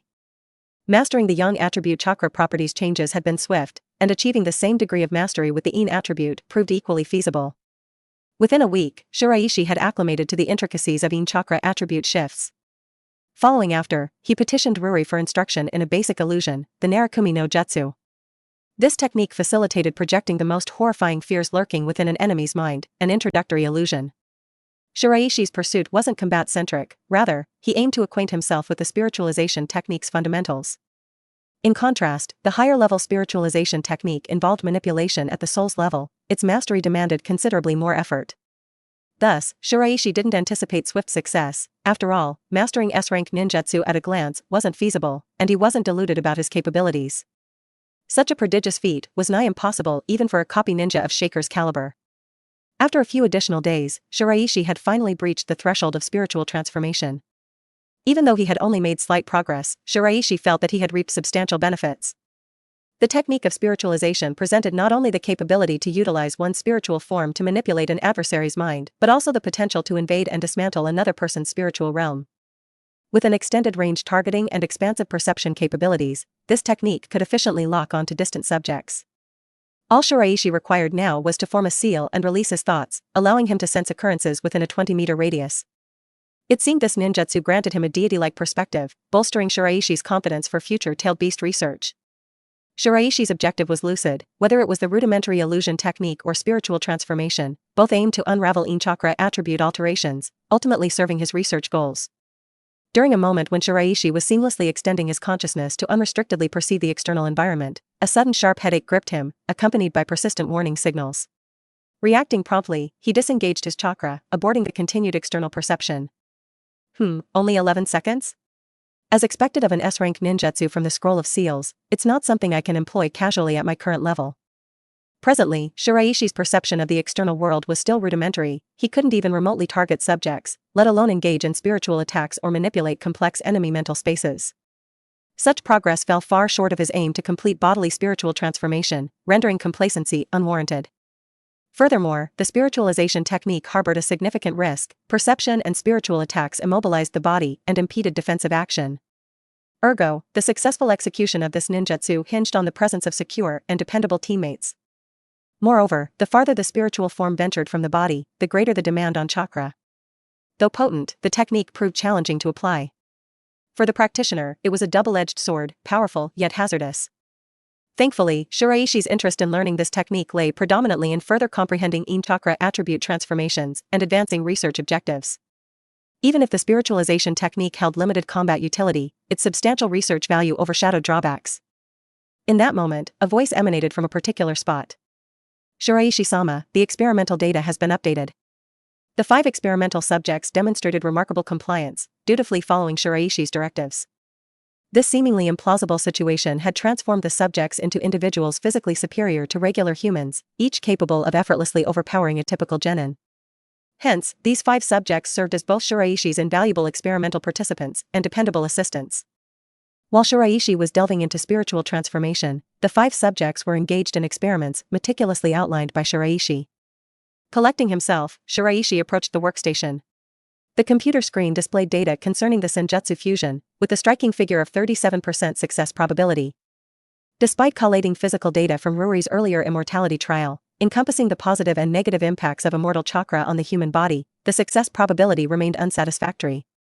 Though progress had undeniably been made compared to previous attempts, this probability didn't inspire Shiraishi to immediately embark on immortality practice. Ruri's immortality trial, a venture that could be perceived as either a success or failure, was a blend of achievements and failures. Success lay in her successful immortality art release, whereas failure manifested in the rampant chakra upheaval. While it offered a certain reference point, it wasn't an entirely accurate gauge. Shiraishi-sama, this represents the highest fusion result thus far. Noticing Shiraishi's discontent, an assistant offered an apologetic reassurance. It's not your fault. The steps were designed by me, after all. It seems I need to approach this from a different angle. Oh well, how about the results of experiment number 2? Experiment number 2 referred to the endeavor examining whether chakra depletion equated to death. Upon Shiraishi's inquiry, another assistant in charge of experiment number 2 responded, the mice used in the experiment are nearly deceased. Yet, there's one mouse that's behaving rather oddly. Oddly? Shiraishi approached to observe, a white mouse within a glass enclosure twitched spasmodically. Astonishingly, it persisted, even after chakra was withdrawn, refusing to expire instantly. Shiraishi regarded the spectacle with interest. While the mouse appeared somehow, it undeniably didn't succumb upon the removal of its chakra. What happened? One of the subjects scratched his head sheepishly, confessing, I made a blunder, injecting the wrong syringe with another substance into this particular mouse. As soon as he disclosed this, the mouse within the enclosure ceased its convulsions, falling lifeless. Shiraishi identified the syringe in question, which still bore traces of the mysterious substance. Gazing at the syringe, he murmured, a vitality potion. The potion contained a specially refined component capable of replenishing the life energy absorbed by living beings. Shiraishi's expression twisted in confusion. He had indeed contemplated substituting natural energy for chakra earlier, supplying it as life force to experimental rodents. However, this venture proved catastrophic, resulting in the death of all mice when their chakra was withdrawn. Subsequently, he hadn't employed natural energy as a replacement, opting instead to explore the connection between chakra and the human body. Now, Shiraishi pondered the implications. Episode 67. Chakra and Natural Energy, 2, and Significance of Kimono. In the ninja world, countless examples exist of warriors meeting their demise due to chakra depletion from combat. Therefore, chakra can be seen as an essential energy element for the body's vital functions. If this energy is lost, the human body ceases to function and succumbs to death. Among the various causes of death, Shiraishi finds death resulting from chakra exhaustion particularly intriguing, though the mystery remains unsolved. Recent experimental outcomes, however, present unexpected results, opening a mysterious door to uncharted territory. By chance, a mixture of natural energy and a vitality elixir was inadvertently injected into an experimental mouse. Following chakra depletion, the elixir briefly substituted for the life energy that chakra provided, sustaining life functions for a limited time. To determine whether this was a singular occurrence or had broader applications, Shiraishi initiated a new experiment. He introduced 20 more mice, administering the same vitality elixir, and then extracted their chakra, placing them under observation in glass enclosures. Of the mice subjected to chakra withdrawal, 16 immediately perished despite the vitality elixir infusion. Among the remaining 4, one exhibited weak limbs, lying on the floor listlessly, its eyes fluttering before eventually falling still and succumbing to the cessation of life. The second rodent mirrored the first, maintaining a semblance of vitality for several additional seconds, before similarly expiring. The third mouse, initially robust, abruptly weakened. It lay inert, mirroring the fate of its predecessors. Shiraishi's attention shifted to the fourth mouse, revealing an unexpected transformation. The creature's body expanded significantly after ingesting the vitality elixir. Its eyes blazed with intensity, emanating a sense of danger. This is... An experimental assistant voiced astonishment, riveted by the mutated mouse's spectacle. The natural energy elixir's use is truly remarkable. It's akin to ingesting a tailored energy hormone, stimulating latent potentials within the body. Shiraishi offered an objective assessment. Evidently, the fourth mouse had embarked on an uncharted path of mutation, a trajectory Shiraishi found difficult to predict. He then refocused on the third white mouse. Once robust, it now languished in a state of weakness, mirroring the prior two before ultimately succumbing. Removing the sole surviving mutant mouse from the enclosure, Shiraishi cradled it in his hand for closer inspection. After a while, he discerned that the mouse's body was brimming with vibrant natural energy. Though the longevity of this mouse's vitality remained uncertain, for the time being, its life energy was abundant, devoid of any signs of failure. The experiment confirmed that chakra could indeed be substituted by alternative energies for life functions, and this energy source was linked to natural energy. Nevertheless, a question persisted. Shiraishi previously attempted to replace chakra with natural energy, only to witness the death of all experimental subjects. Yet, following specific processing and elixir preparation, the natural energy effectively fueled life activity. Thus, the loss of chakra didn't preclude the continuation of life functions. This experiment heralded a successful breakthrough. The only aspect eluding Shiraishi's comprehension was why raw natural energy couldn't fulfill the role of life energy supply, while a processed vitality elixir could. Returning to the crux of the matter, the cessation of chakra brought human life activities to a halt, while specially processed natural energy emerged as a viable substitute. Chakra isn't an external force, it arises from the fusion of human physical and spiritual energies, a processed byproduct of the human factory. Shiraishi felt elation at the experiment's successful validation. It signified a step closer to liberating the caged bird, an allusion to his overarching goal. Nonetheless, the link between chakra and natural energy perplexed him further. When he juxtaposed these two energies, an indescribable incongruence persisted. I sense a crucial piece missing. Only upon discovering it will the enigma of chakra and natural energy be resolved. Regrettably, Shiraishi remained clueless about the nature of this missing element, leaving him with only random speculations and the continuous quest to establish its existence. Subsequently, Shiraishi delved wholeheartedly into research exploring the substitution of chakra with natural energy for sustaining human life activities. What initially appeared as a speculative experiment gained credibility following the serendipitous discovery. Shiraishi now believed that replacing chakra with natural energy for vital energy sustenance was highly feasible. Given the experiment's straightforward nature, Shiraishi assigned it to the 5 assistants, tasking them with meticulous documentation of the process.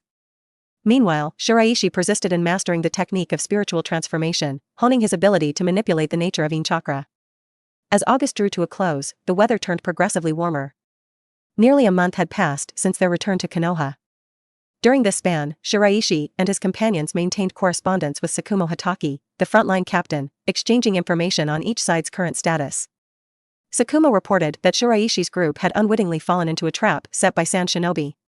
After a grueling battle, they managed to escape but sustained serious injuries, necessitating a 2-month recovery period in Konoha. As for further details, Tsukumo's letters were deliberately vague, masking any undisclosed information. Tsukumo's communiques focused predominantly on reassurances and achievements. He had successfully destroyed a critical Sandine stronghold, tilting the balance in Konoha's favor on the front line. Konoha's morale was on the upswing, while Sakin's forces appeared to be flagging. The letters aimed to comfort Shiraishi's group, yet they remained aware that the situation on the front line was far from sanguine. Knowing that Tsukumo was unharmed eased Shiraishi's and his companions' concerns. The village is much quieter than before. After having lunch, I went out with Ruri and strolled through the streets of Konoha. When I noticed that the crowds were noticeably thinner than usual, Shiraishi let out a sigh. Much of this can be attributed to the ongoing war. Konoha had recently endured back-to-back conflicts with both Yuin and Sandine. Despite emerging victorious against Yuin, the village's vitality had been severely compromised, necessitating a period of recovery and growth. However, Konoha's rebound had been relatively swift. In this state of vulnerability and tenuousness, Sand Village launched an aggressive challenge, compelling Konoha to swiftly respond. The clash with Sand Village had yielded mixed results thus far, with neither side achieving a definitive triumph. Sandine aimed to exploit the Land of Fire's resources for its own development. Konoha, on the other hand, sought to exert pressure on Sand Village, compelling them to enter into a peace treaty and end the ongoing conflict. This issue remained unresolved, and the outcome hinged on which side would falter first. Ruri didn't pay too much attention to Shiraishi's somber mood. "How's your work progressing?"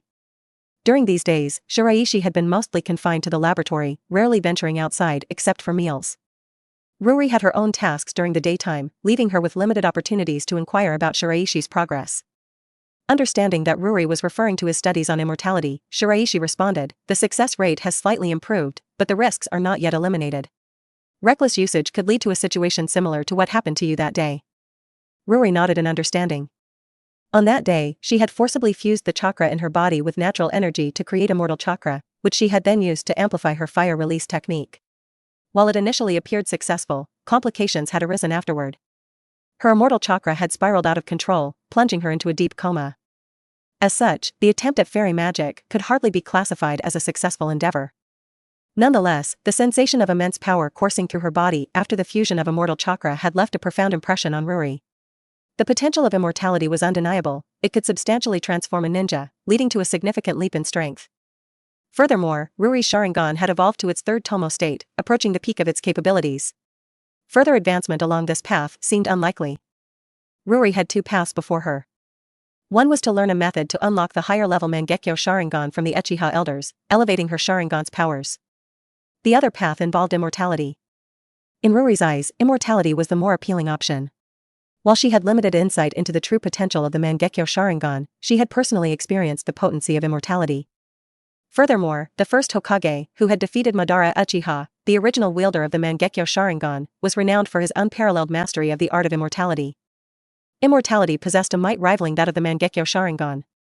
Despite her eagerness, Ruri understood the complexities involved in mastering immortality, and she refrained from pressuring Shiraishi, allowing him to proceed at his own pace. "Let's go over there and take a look. I want to buy some clothes." "Sure." Shiraishi had no particular shopping agenda, content to follow Ruri's lead. They entered a traditional clothing store, known for its high reputation in Konoha. Once inside, Shiraishi unexpectedly recognized someone. "Uchiha and Chiba-san?" Wearing a Konoha forehead protector, a man in his 20s gaped at Shiraishi and Ruri as they entered the store. "Fujimura-sensei?" Shiraishi also recognized the man. He had been their homeroom teacher from 1st to 6th grade, Fujimura Taiga. It was quite unexpected to encounter him here. "Are you the proprietor of this shop, Chunin Fujimura-sensei?" Ruri regarded Fujimura with a keen gaze. Fujimura's mouth twitched slightly, somewhat embarrassed. No, actually." He scratched his cheek, slightly flustered. "This is my girlfriend's shop. She stepped out momentarily, so I'm looking after it for her." "Oh, so Chunin Fujimura-sensei has a girlfriend?" Shiraishi mused, his expression thoughtful. Fujimura inwardly groaned, wondering why they were adding a Chunin prefix to his title. Was it necessary? "By the way, what brings you two to the village? If I recall correctly, your team leader was Hataki Kakashi." "Ah, due to certain circumstances, we're currently taking a break in the village." "Is that so?" Fujimura didn't delve further, instead launching into an introduction of the clothing store's offerings to Shiraishi. The store boasted a diverse selection, encompassing ninja attire, yukata, casual wear, sportswear, and more. Additionally, various accessories like elaborate masks and earrings were on display, all exuding a distinct allure. "What do you think?" "The collection here is quite impressive," Fujimura chimed in with enthusiasm. "It's all right," Ruri responded casually, her gaze fixated on a particular piece. It was a kimono, characterized by its style and color, which resonated deeply with her preferences. As for the price, it wasn't a major concern for her. Shiraishi also noticed the kimono and offered with a smile, "You know, Ruri, I haven't really given you any gifts all these years. If you like it, I can buy it for you." Given that his research and living expenses were covered by Ruri, Shiraishi had ample funds to purchase such a kimono using the rewards he had saved up. Upon hearing Shiraishi's words, Ruri's calm exterior rapidly gave way to a deep blush. Observing Shiraishi's sudden blush, Fujimura sighed and explained, "Chiba-san, you can't casually gift a kimono like that. For girls, when a boy offers such clothing, it's tantamount to a marriage proposal." Shiraishi stiffened, feeling a sense of impending doom. Episode 68. The arrogance of the Uchiha. The origin of this ominous atmosphere emanated from Ruri. In this moment, Ruri had regained her composure, taking a deep breath and directing a gaze at him, a look Shiraishi struggled to fully comprehend. Shiraishi felt a weight pressing upon him, an oppressive aura unlike anything he had experienced before. Indeed, the offer to buy her a kimono just moments ago must have compounded her feelings, making her mood even more elusive than usual. Of course, one would know, even without anyone saying it aloud, that such a statement would undoubtedly leave a girl infuriated and embarrassed. Well, it's a series of coincidences and misunderstandings. If the kimono carries a particular significance, then... An illusionary sensation swept over Shiraishi, an intensification of the murderous aura emanating from Ruri. Though she had turned her gaze away, feigning nonchalance, Shiraishi knew that the sensation was real. At such a juncture, remedies were moot. The question now was whether they could exit the clothing store without any complications. Shiraishi looked to his teacher, Fujimura, seeking assistance. Fujimura chimed in with an air of authority, "Chiba-san, you mustn't always rely on adults to bail you out of difficulties. As a qualified ninja, you should learn to fend for yourself, including securing your basic needs." Certainly not out of fear, and certainly not an expression of reluctance on his part. After all, no matter what Fujimura said, he remained a distinguished chunin, repeatedly chosen as an elite instructor by the Ninja Academy. It was inconceivable for such a competent individual to risk his life for the sake of his students. Rather, this was an exercise in fostering self-reliance, yes, precisely an exercise. "I like the color and the fit of this dress. What do you think?" Unexpectedly, Ruri interjected, her demeanor now calm and focused, her gaze fixed on the clothing, a seemingly ordinary consultation. "Indeed, I concur. It suits you very well, Ruri." How peculiar. This silence resembled an integral clue in a game's plot. Unless triggered, the plot would not progress smoothly to its next phase. Consequently, bluffing wouldn't suffice. Was this really appropriate? Capturing the unknown sensation that now swelled within him was a challenge in itself. A marriage proposal, perhaps? No, attributing such implications to attire seemed far-fetched. Maintaining composure was key. This was a mere testament of friendship. Yet, there lingered an unsettling pang of guilt. Had he known, he would have refrained. He had unwittingly boxed himself into a corner. Clearing his throat, Shiraishi indicated the kimono, stating, "Fujimura-sensei, please bring that kimono. I intend to buy it." Fujimura offered a smile, took the kimono Ruri had taken a liking to, and packaged it per Shiraishi's request. "Chiba-san, it's when a boy presents such clothing to a girl that it holds special meaning." "Oh, how vexing. Any more commentary from you would be too much." Shiraishi grumbled inwardly. Ruri's gaze toward Fujimura-sensei softened somewhat, infused with an air of contentment. Ultimately, Shiraishi and Ruri left the clothing store, clutching the chosen kimono. Young people these days are truly exceptional. "But, Chiba-san, if you're planning on getting married, might you be considering joining the Uchiha clan?" Fujimura sighed contemplatively. Ruri was an Uchiha prodigy, a member of a clan rumored to possess immense wealth. In the event of a union, it was likelier that the groom would join the bride's family. But that was still a distant prospect. Marriage wasn't exactly imminent. The following day arrived. Shiraishi emerged from a state of half-consciousness. Yesterday's events had kept him tossing and turning throughout the night, depriving him of restful sleep and fueling his embarrassment. Recalling the special kimono he had intended to buy for Ruri, a sense of guilt washed over him. Despite his self-assurances, insisting that it held no significant meaning, that it was merely a gesture of friendship, Shiraishi couldn't shake off the doubt. Could it really be so simple? Placing the item in Ruri's hands without even glimpsing her reaction, he had only registered her hasty retreat to the laboratory as she fled. His subsequent experiments had suffered, marred by lapses and errors. This inexplicable sentiment was confounding. Shelving his chaotic thoughts, he reminded himself of his paramount task, work. Dwelling on the unrelated was unproductive. Nevertheless, the preceding day's events continued to gnaw at him. What might Ruri think? Could she be interpreting it as a proposal? How strange, both were barely 12 in terms of biological age. Was he coming across as frivolous? Would it breed resentment? Or perhaps an affectionate response? Could it be indifference? He sighed heavily, endeavoring to quell his racing thoughts. Thus, the morning elapsed in this state of bewilderment. Utterly exasperating. Just as Shiraishi wrestled with his thoughts. In the courtyard beyond, a maid approached Ruri, who was feeding the fish by the pond, murmuring something in her ear. Nodding in response, Ruri dismissed the maid. Not long after, the maid returned, accompanied by a girl, clad in white. This girl possessed pristine white irises, her expression a mix of curiosity and awe as she beheld the sprawling mansion. It was Aine. "You may leave." Ruri addressed the maid tersely. "Yes."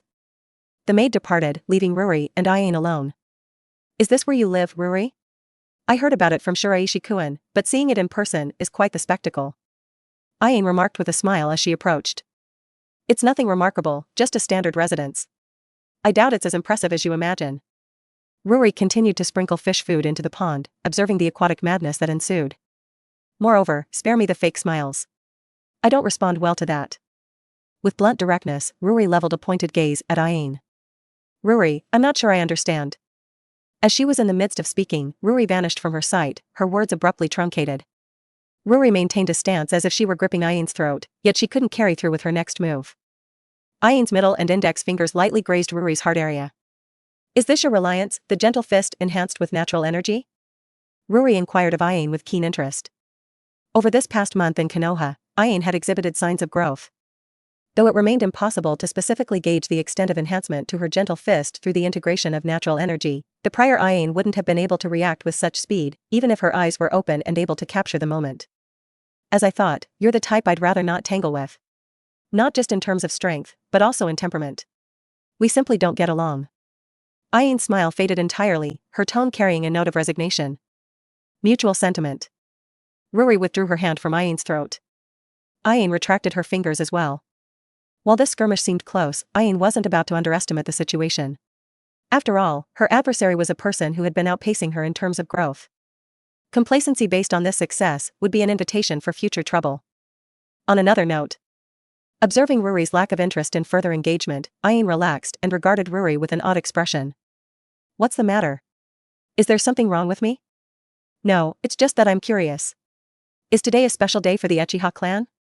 As the sole affluent ninja family, with the Byakugan flowing through their bloodlines, Ain wasn't claiming an intimate understanding of the Uchiha, but if it were a special occasion, she'd have some inkling.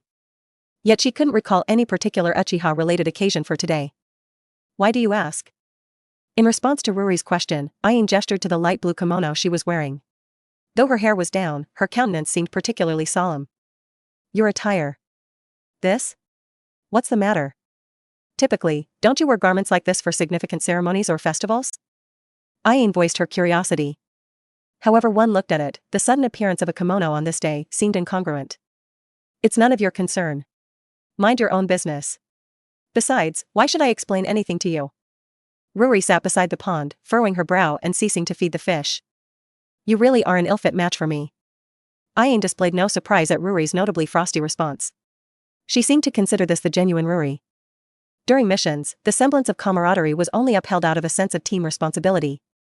Now, amidst vacation, underlying conflicts emerged. Why are you here? Ruri questioned Ain's presence. Naturally, there was no way Ain had come here to seek her out. Consequently, her intent was evident. I'm just here to check on a fellow classmate and catch up a bit. Boring. He's in the lab. If you need him, find him yourself. Can I use my Byakugan? Ain posed the question with a smile. You can give it a shot. Ain's hesitation wasn't alleviated by Ruri's calm expression. Meanwhile, Ruri savored Ain's helpless appearance as she was turned away. A sense of satisfaction welled up within her. Alright, there's nothing more here for you. Go on. My family's been a bit tight on food lately, so I'm afraid I can't offer you lunch. Ruri began shooing Ain away, her tone far from polite. Ain scratched her head, offering a wry smile. Aren't you going yet? I already mentioned that I won't be providing you with lunch. No, Shiraishi-kun entrusted me with some crucial observational data. He requested to meet at the usual spot at 2 p.m. I'm to deliver the important findings personally. Give it to me. I'll pass it on for you. No need to meet elsewhere. I stored the document elsewhere and it's not with me now. Furthermore, I must hand it over to Shiraishi-kun in person, for my own peace of mind. Ain's tone remained unhurried. Ruri's dissatisfaction grew. You understand how vital my Byakugan is to Shiraishi-kun's research. Therefore, I ask you, Ruri, to relay this message on my behalf. Ain offered a faint smile, then turned and departed without hesitation. Observing Ain's exit, Ruri's gaze remained fixed on her until she completely vanished from view. She let out a sigh of relief. There was no need to get worked up over such a minor incident. Indeed, it was a trifling matter, wholly unworthy of dwelling upon. Yet, why did an unexpected surge of frustration pierce her heart? It seemed evident. It was that guy's fault. Noon. While Shiraishi and Ruri shared a meal, Ain had earlier informed Shiraishi of her intent to hand over significant observational materials. I see. I did inquire earlier, but I didn't anticipate such prompt results. Truly the mark of the Byakugan's exceptional insight. Shiraishi sighed. However, sensing Ruri's intensifying, ominous gaze, her demeanor resembling an enveloping darkness, Shiraishi hastily switched gears. Actually, the most vital issue isn't that. What truly matters are the research funds and materials you've supplied, Ruri. That is of utmost importance. The impact of the Byakugan's enhancement isn't as substantial as initially speculated. In his rushed explanation, Shiraishi's tone underwent a dramatic shift, causing Ruri's piercing glare to soften slightly. Later on, Shiraishi caught sight of the light blue kimono adorning Ruri, a garment he had bought for her the previous day. He intentionally or unintentionally steered clear of discussing it during the meal, feigning ignorance. It's not for you. Ruri, noticing Shiraishi's attention on her attire, felt compelled to clarify, wary of potential misconceptions. What? Setting down his utensils, Shiraishi regarded her with surprise. Don't read too much into it. I simply appreciate the style and color of this dress. Moreover, I'm wearing it only now. I won't have it on for the new year. My apologies for shattering your hopes. No further words were exchanged. However, upon learning the kimono would not feature on New Year's Day, an inexplicable sense of emptiness settled within Shiraishi. As Ruri turned her gaze slightly away at this juncture, avoiding direct eye contact, could it be she was embarrassed? Initially, he believed his embarrassment stemmed from gifting her the kimono yesterday, but perhaps Ruri was experiencing similar emotions. This perspective offered a modicum of solace, diminishing his vexation from last night and this morning. Alright, I understand. It's good that you do. I'm full. Under Shiraishi's baffled scrutiny, Ruri placed her bowl and chopsticks aside, departing the room with a measured stride. As she closed the door behind her, Ruri leaned against it, lowering her head. Her hair partly concealed her facial expressions, yet not entirely. Her ears were tinged with a blush. Episode 69. Rich Country and Strong Army. At 2 o'clock in the afternoon. According to the agreement, Shiraishi went to meet Aine. The so-called old place referred to Shiraishi's original home, which was only cleaned a few times a year. "You're very punctual, Shiraishi-kun," Aine said with a smile as she saw Shiraishi arriving on time at the entrance downstairs of the apartment building. "Isn't this the 2 o'clock meeting you mentioned?" Shiraishi asked. "That's correct." "Then why did you ask me to come out? I don't recall any important observation tasks assigned to you lately. Did something happen?" Aine could deceive Ruri with reason of observation missions, but not Shiraishi. Shiraishi knew best whether he had given Aine an important observation task. Although Aine had been assigned many observation tasks before, it was because the experiment was in its infancy, requiring genuine observations without prior knowledge. Now that the research was on the right track, ordinary experiments didn't require the Byakugan. Shiraishi believed Aine had another reason to contact him. "Can't I call you out without a reason?" "It's not that. It just caught me off guard," Shiraishi admitted. "I happen to be quite free today, so I thought of inviting you to go shopping together." "Both of us?" Shiraishi protested. Just yesterday afternoon, he went shopping with Ruri, and now they were planning another shopping trip today. "If you both need to go shopping, why not go together and save time?" he suggested. "What?" Aine looked at Shiraishi suspiciously. "Never mind. I'm just complaining. If it's bothering you, Shiraishi-kun, you can skip it. After all, work is important," Aine offered understandingly. "No, work has been relatively smooth lately. I'm not too busy. I'm fine here." Shiraishi sighed helplessly. He didn't want to go back to work now, it would be too sad. Plus, there were temporary assistants in the lab, and as long as they followed the experimental steps, mistakes were unlikely. "Really? That's good to hear. But do you need to buy anything?" "Yeah, recently I've been feeling a tightness in my chest. It's as if my clothes could suddenly rip apart," Aine confessed, casually tugging at her collar. "Don't say things like that suddenly. I might take it seriously." Each of their remarks worried him. He sighed helplessly. "Then do you want to thoroughly check it out now, Dr. Shiraishi?" Aine lightly stroked the bangs on her forehead, the smile on her face was pure and charming. When she said this, she didn't seem to realize how powerful her words were for a boy. To some extent, Shiraishi thinks that Aine is more dangerous than Ruri. When he first met Aine, she was a cute girl with a pure heart and the same appearance. But since that incident, although the other party still looks pure and harmless on the outside, the inner essence is already rotten. If he had known this earlier, he should have educated her in another way. It is too late to regret now. "I don't want that," Shiraishi replied, his heart racing for a moment. He shifted his gaze away from Aine and adjusted his breathing. He knew he'd be in trouble if he took her words lightly. Like him, she was good at disguising and deceiving. It is completely different from the traditional ninja character of the Hyuga clan. Seeing Shiraishi's refusal, Aine just smiled and didn't say anything. Next, Shiraishi followed Aine's footsteps and wandered around Konoha village. For Shiraishi, accompanying Aine around Konoha village was a relaxing walk, although he had no idea why women are so keen on shopping for no reason. But from the physiological and psychological aspects of men and women, there are very big differences between the two, so let's just take this as a meaningful behavior. The weather at the end of August is always so muggy. Although the hottest hour of the day had passed, the afternoon sun was still very dazzling. The Land of Fire is a country with relatively distinct seasons, and Konoha, which was situated in this country, is naturally the same. Because it was during the war, there were not many working ninjas that could be seen on the streets of Konoha. In addition to ninjas like Shiraishi and the others who temporarily stay in the village for special reasons, there are still some who really need to stay in the village to protect the safety of the village. From Shiraishi's point of view, Konoha's prosperity is actually very low, but compared to the general environment of the ninja world, internal peace is already a blessing. Aine's shopping list mostly consisted of decorations that Shiraishi found uninteresting. He watched her from the side as she carefully picked items. With skin as white as snow and straight black hair glistening in the sun, Aine was a lovely sight even in his peripheral vision. As Shiraishi gazed around, he spotted a gray and white cat resting lazily on a nearby wall. The cat seemed to have just woken up from a nap, lazily licking its paw. He paused for a moment, and Aine's voice came from behind him, "What's catching your attention?" Shiraishi turned his head and replied. "Ah, I was looking at the cat." "Cat?" Ayin followed Shiraishi's line of sight, but there was nothing on the opposite wall, and no cat was in sight. It's gone, he noted, bringing the conversation to a close. Really, what's so appealing about cats? Ayin's tone sounded dissatisfied. What? Do you dislike cats? Shiraishi inquired. I can't say I hate them, but I prefer dogs. If I were to keep a pet, a dog would be a better choice, Shiraishi nodded in agreement. He, too, leaned toward the idea of having a dog. The Inuzuka clan operated a ninja shop in the village, offering ninja dogs that were much pricier and more luxurious than ordinary pets.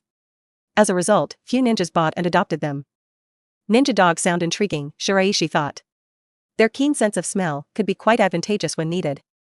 Because dog meat is delicious, but cat meat tastes bad, Ayin added with a note of research in her voice. Shiraishi promptly abandoned his notion of owning a ninja dog. He had a feeling that if he bought one, it would end up as Ayin's meal. Where to next? Shiraishi asked. I want to buy some new clothes. It seems like I need new ones every month.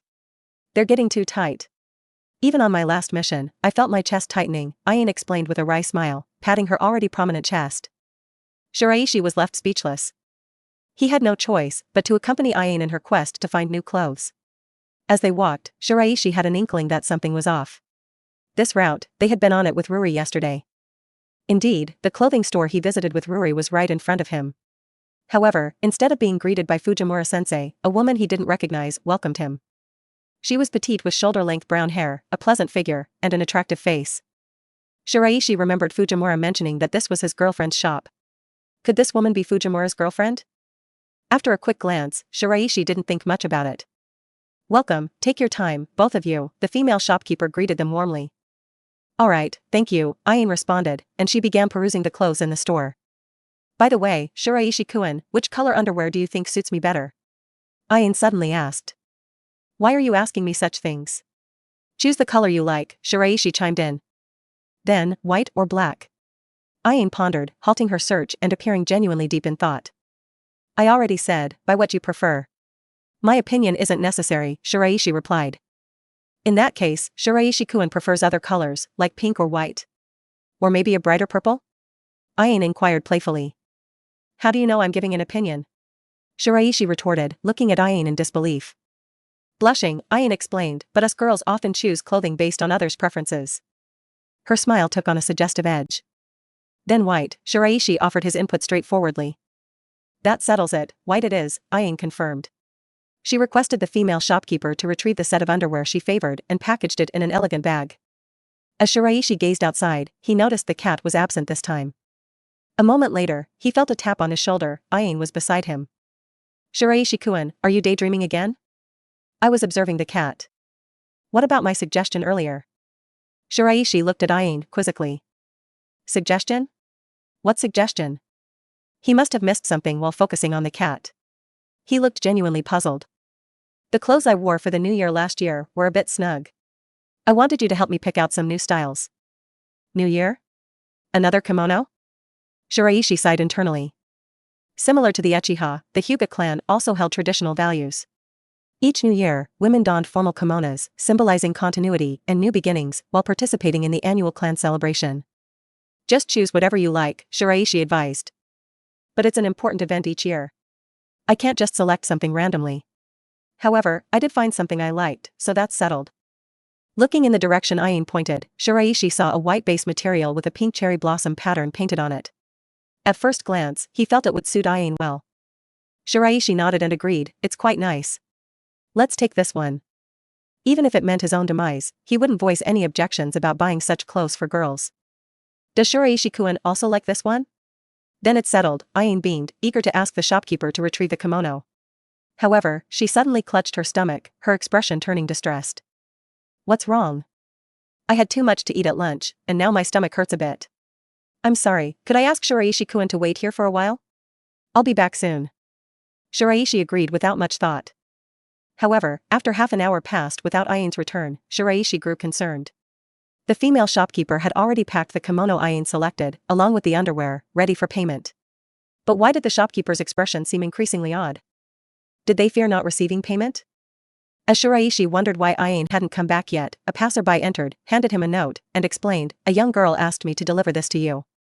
The passerby departed after delivering the message. Shiraishi felt a pang of foreboding. Opening the note, Shiraishi read the message. Sorry, Shiraishi-kun, a clan member suddenly needed me back. I have to leave. Could you advance the money for the clothes? I'll repay you later. If possible, please give me the clothes during the new year. I'll wear them again so Shiraishi-kun can see. I've been fooled? That was Shiraishi's initial thought. When did Ayane's cunning become so difficult for him to perceive? Perhaps she should never have been disciplined that way to begin with. And now there's a predicament.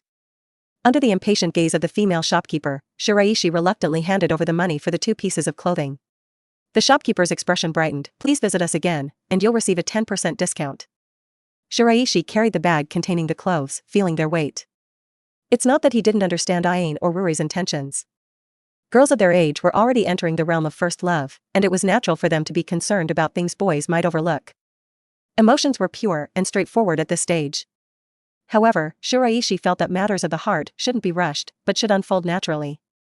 They also shouldn't be taken lightly, with consideration given to both beginnings and endings.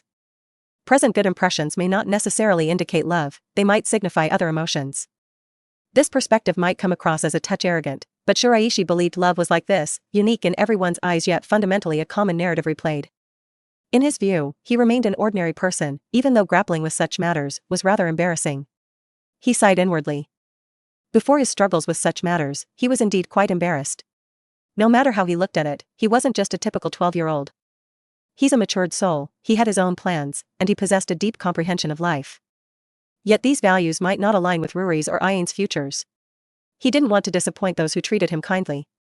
More importantly, he was too young currently. Certain things were out of his reach. Following conventions applied only to certain things. Cherished feelings were among those things that shouldn't be toyed with or trampled upon. Episode 70. Future plans. Perhaps because he had come to an understanding, Shiraishi found himself in a significantly improved mood upon returning. His enthusiasm for research had been rekindled, and he had no qualms about staying in the lab throughout the night. Setting personal matters aside, the research had seen substantial advancements over the past few days. The unexpected discovery had resulted in mice surviving with their chakra replaced by medicine infused with natural energy, effectively serving as life energy. These surviving subjects were larger than the average mice and displayed more vigor. Most importantly, there had been no instances of sudden death. Instrument readings indicated that this state of benign growth could accompany these mice for their entire lives. They wouldn't experience any sudden demise until their natural lifespans came to an end. The processed natural energy could take over the role of chakra as the life energy, enabling the creatures to carry out regular activities. This marked the prelude to a new phase of human experimentation. Indeed, Shiraishi's ultimate objective was not to transform the experimental subjects, but to apply the final stage of the experiment to the human body. His aim was to assist Ayane in freeing herself from the confines of her circumstances, so she could escape from Konoha without being pursued by the Hyuga clan. While the mouse experiments had proven fruitful, a crucial phase remained incomplete, replacing chakra with original natural energy. With the core issue identified, Shiraishi brimmed with confidence and foresaw a swift realization of this stage. The upcoming phase would involve initiating a fresh round of human experiments. Unlike the merging of natural energy, this experiment was filled with dangers. The slightest lapse could result in death.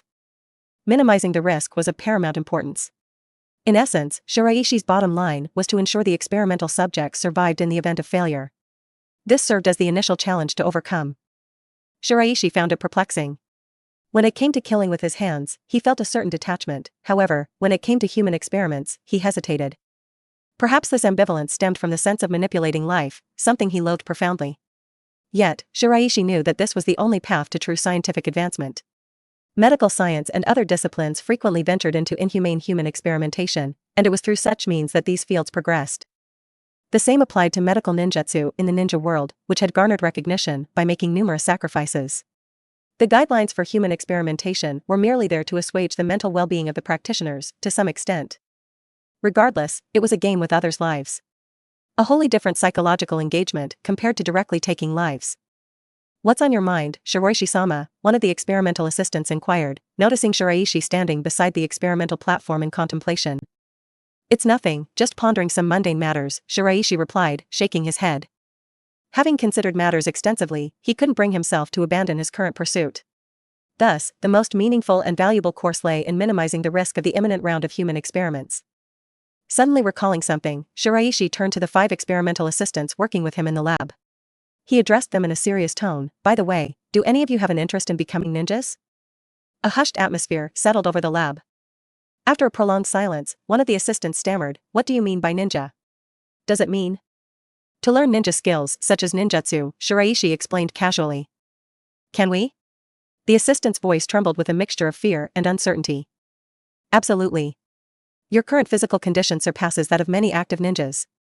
If you specialize in physical techniques, you could attain the rank of Chunin within a few years, or even exceed it. The natural energy absorption techniques Shiraishi had devised were constructed on the premise of their compatibility with human development. He had formulated an alternative system that, despite being in its early stages and containing imperfections, held the potential to provide substantial benefits. Are you truly willing to work on my behalf? I can offer you a degree of freedom, and even the means to lead better lives in this world. Even if you were once ruthless thieves, you still yearn to safeguard your parents, your spouses, and your children, right? This statement, akin to a cutting blade, sliced through the hearts of the 5 individuals. One among them displayed a complex expression, as if recalling a less than pleasant past. The 5 of us actually hail from a village. Our homeland lies in the land of rain. The one that was a major land during the previous war? Shiraishi was familiar with it, the region where it rained incessantly. An area often referred to as the Crying Nation. Caught between the warring powers of fire, wind, and earth, the grim realities of life in that land weren't lost on Shiraishi. It is. A few years back, the ninjas who visited our village didn't slaughter us, but they stripped us of our livelihood, food, winter blankets, even requisitioning our homes at times. Yet, they endured and eked out a modest existence. In a world bereft of warmth, everyone fought to stay alive. When outsiders plundered your possessions, the natural response was to rob the weaker in return. All in the pursuit of survival. In the beginning, we were over 20 in number, but as our endeavors grew riskier, many of our comrades perished. We hold no resentment, each of us was striving for survival. We don't deem our actions as righteous, it's just a matter of fighting to stay alive. The speaker bore a sorrowful expression, the look in their eyes tinged with detachment. For those who lacked even the basics, those whose very country and families had been violated and despoiled, survival was the singular goal. There was no room for judgment. Oppressed by the strong and averse to death, they resorted to trampling the weaker to secure sustenance. Dying was a matter of unfortunate luck, a reality to accept rather than bemoan. So long as misfortune didn't strike, they lived on. The current state of the ninja world, it seems the book I shared earlier still holds some truth, Shiraishi remarked. Hearing his words, the 5 exchanged glances and offered a wry smile. Contrasting their initial fear, they now held more reverence for Shiraishi than fear. What's your decision? I have tasks that may not be easy for you, Shiraishi queried. We are willing to serve you, the 5 declared in unison, bowing to Shiraishi. Their choice was understandable. Struggling to survive, aspiring to live better lives, and with their thoughts fixated on the agony faced in the land of rain, aligning with Shiraishi was their best bet. If they didn't join his cause, they would continue to serve as experimental subjects. Yes, Shiraishi affirmed, I will remain in Konoha for another month. During this time, I'll assist you in establishing some groundwork and subsequently arrange for your relocation. There's a crucial task I need you to undertake. Collecting information from the outside. Especially from the land of ghosts and the land of iron. At present, Shiraishi required comprehensive future plans. In the ninja world, these 2 countries remained unaffected by the wars and stood as permanent neutral territories. The land of ghosts was particularly intriguing due to its distinct status, offering more security and discretion compared to the land of iron, while evading excessive attention. Before leaving Konoha, it was imperative to establish a steady base. In the ninja world, going solo often led to setbacks. With the natural energy system at his disposal, with enough time, he could easily cultivate a significant number of Chunin-level ninjas, if not Jonin-level. And he was fortunate enough to have a very wealthy friend. In this world, monetary resources could address the majority of problems.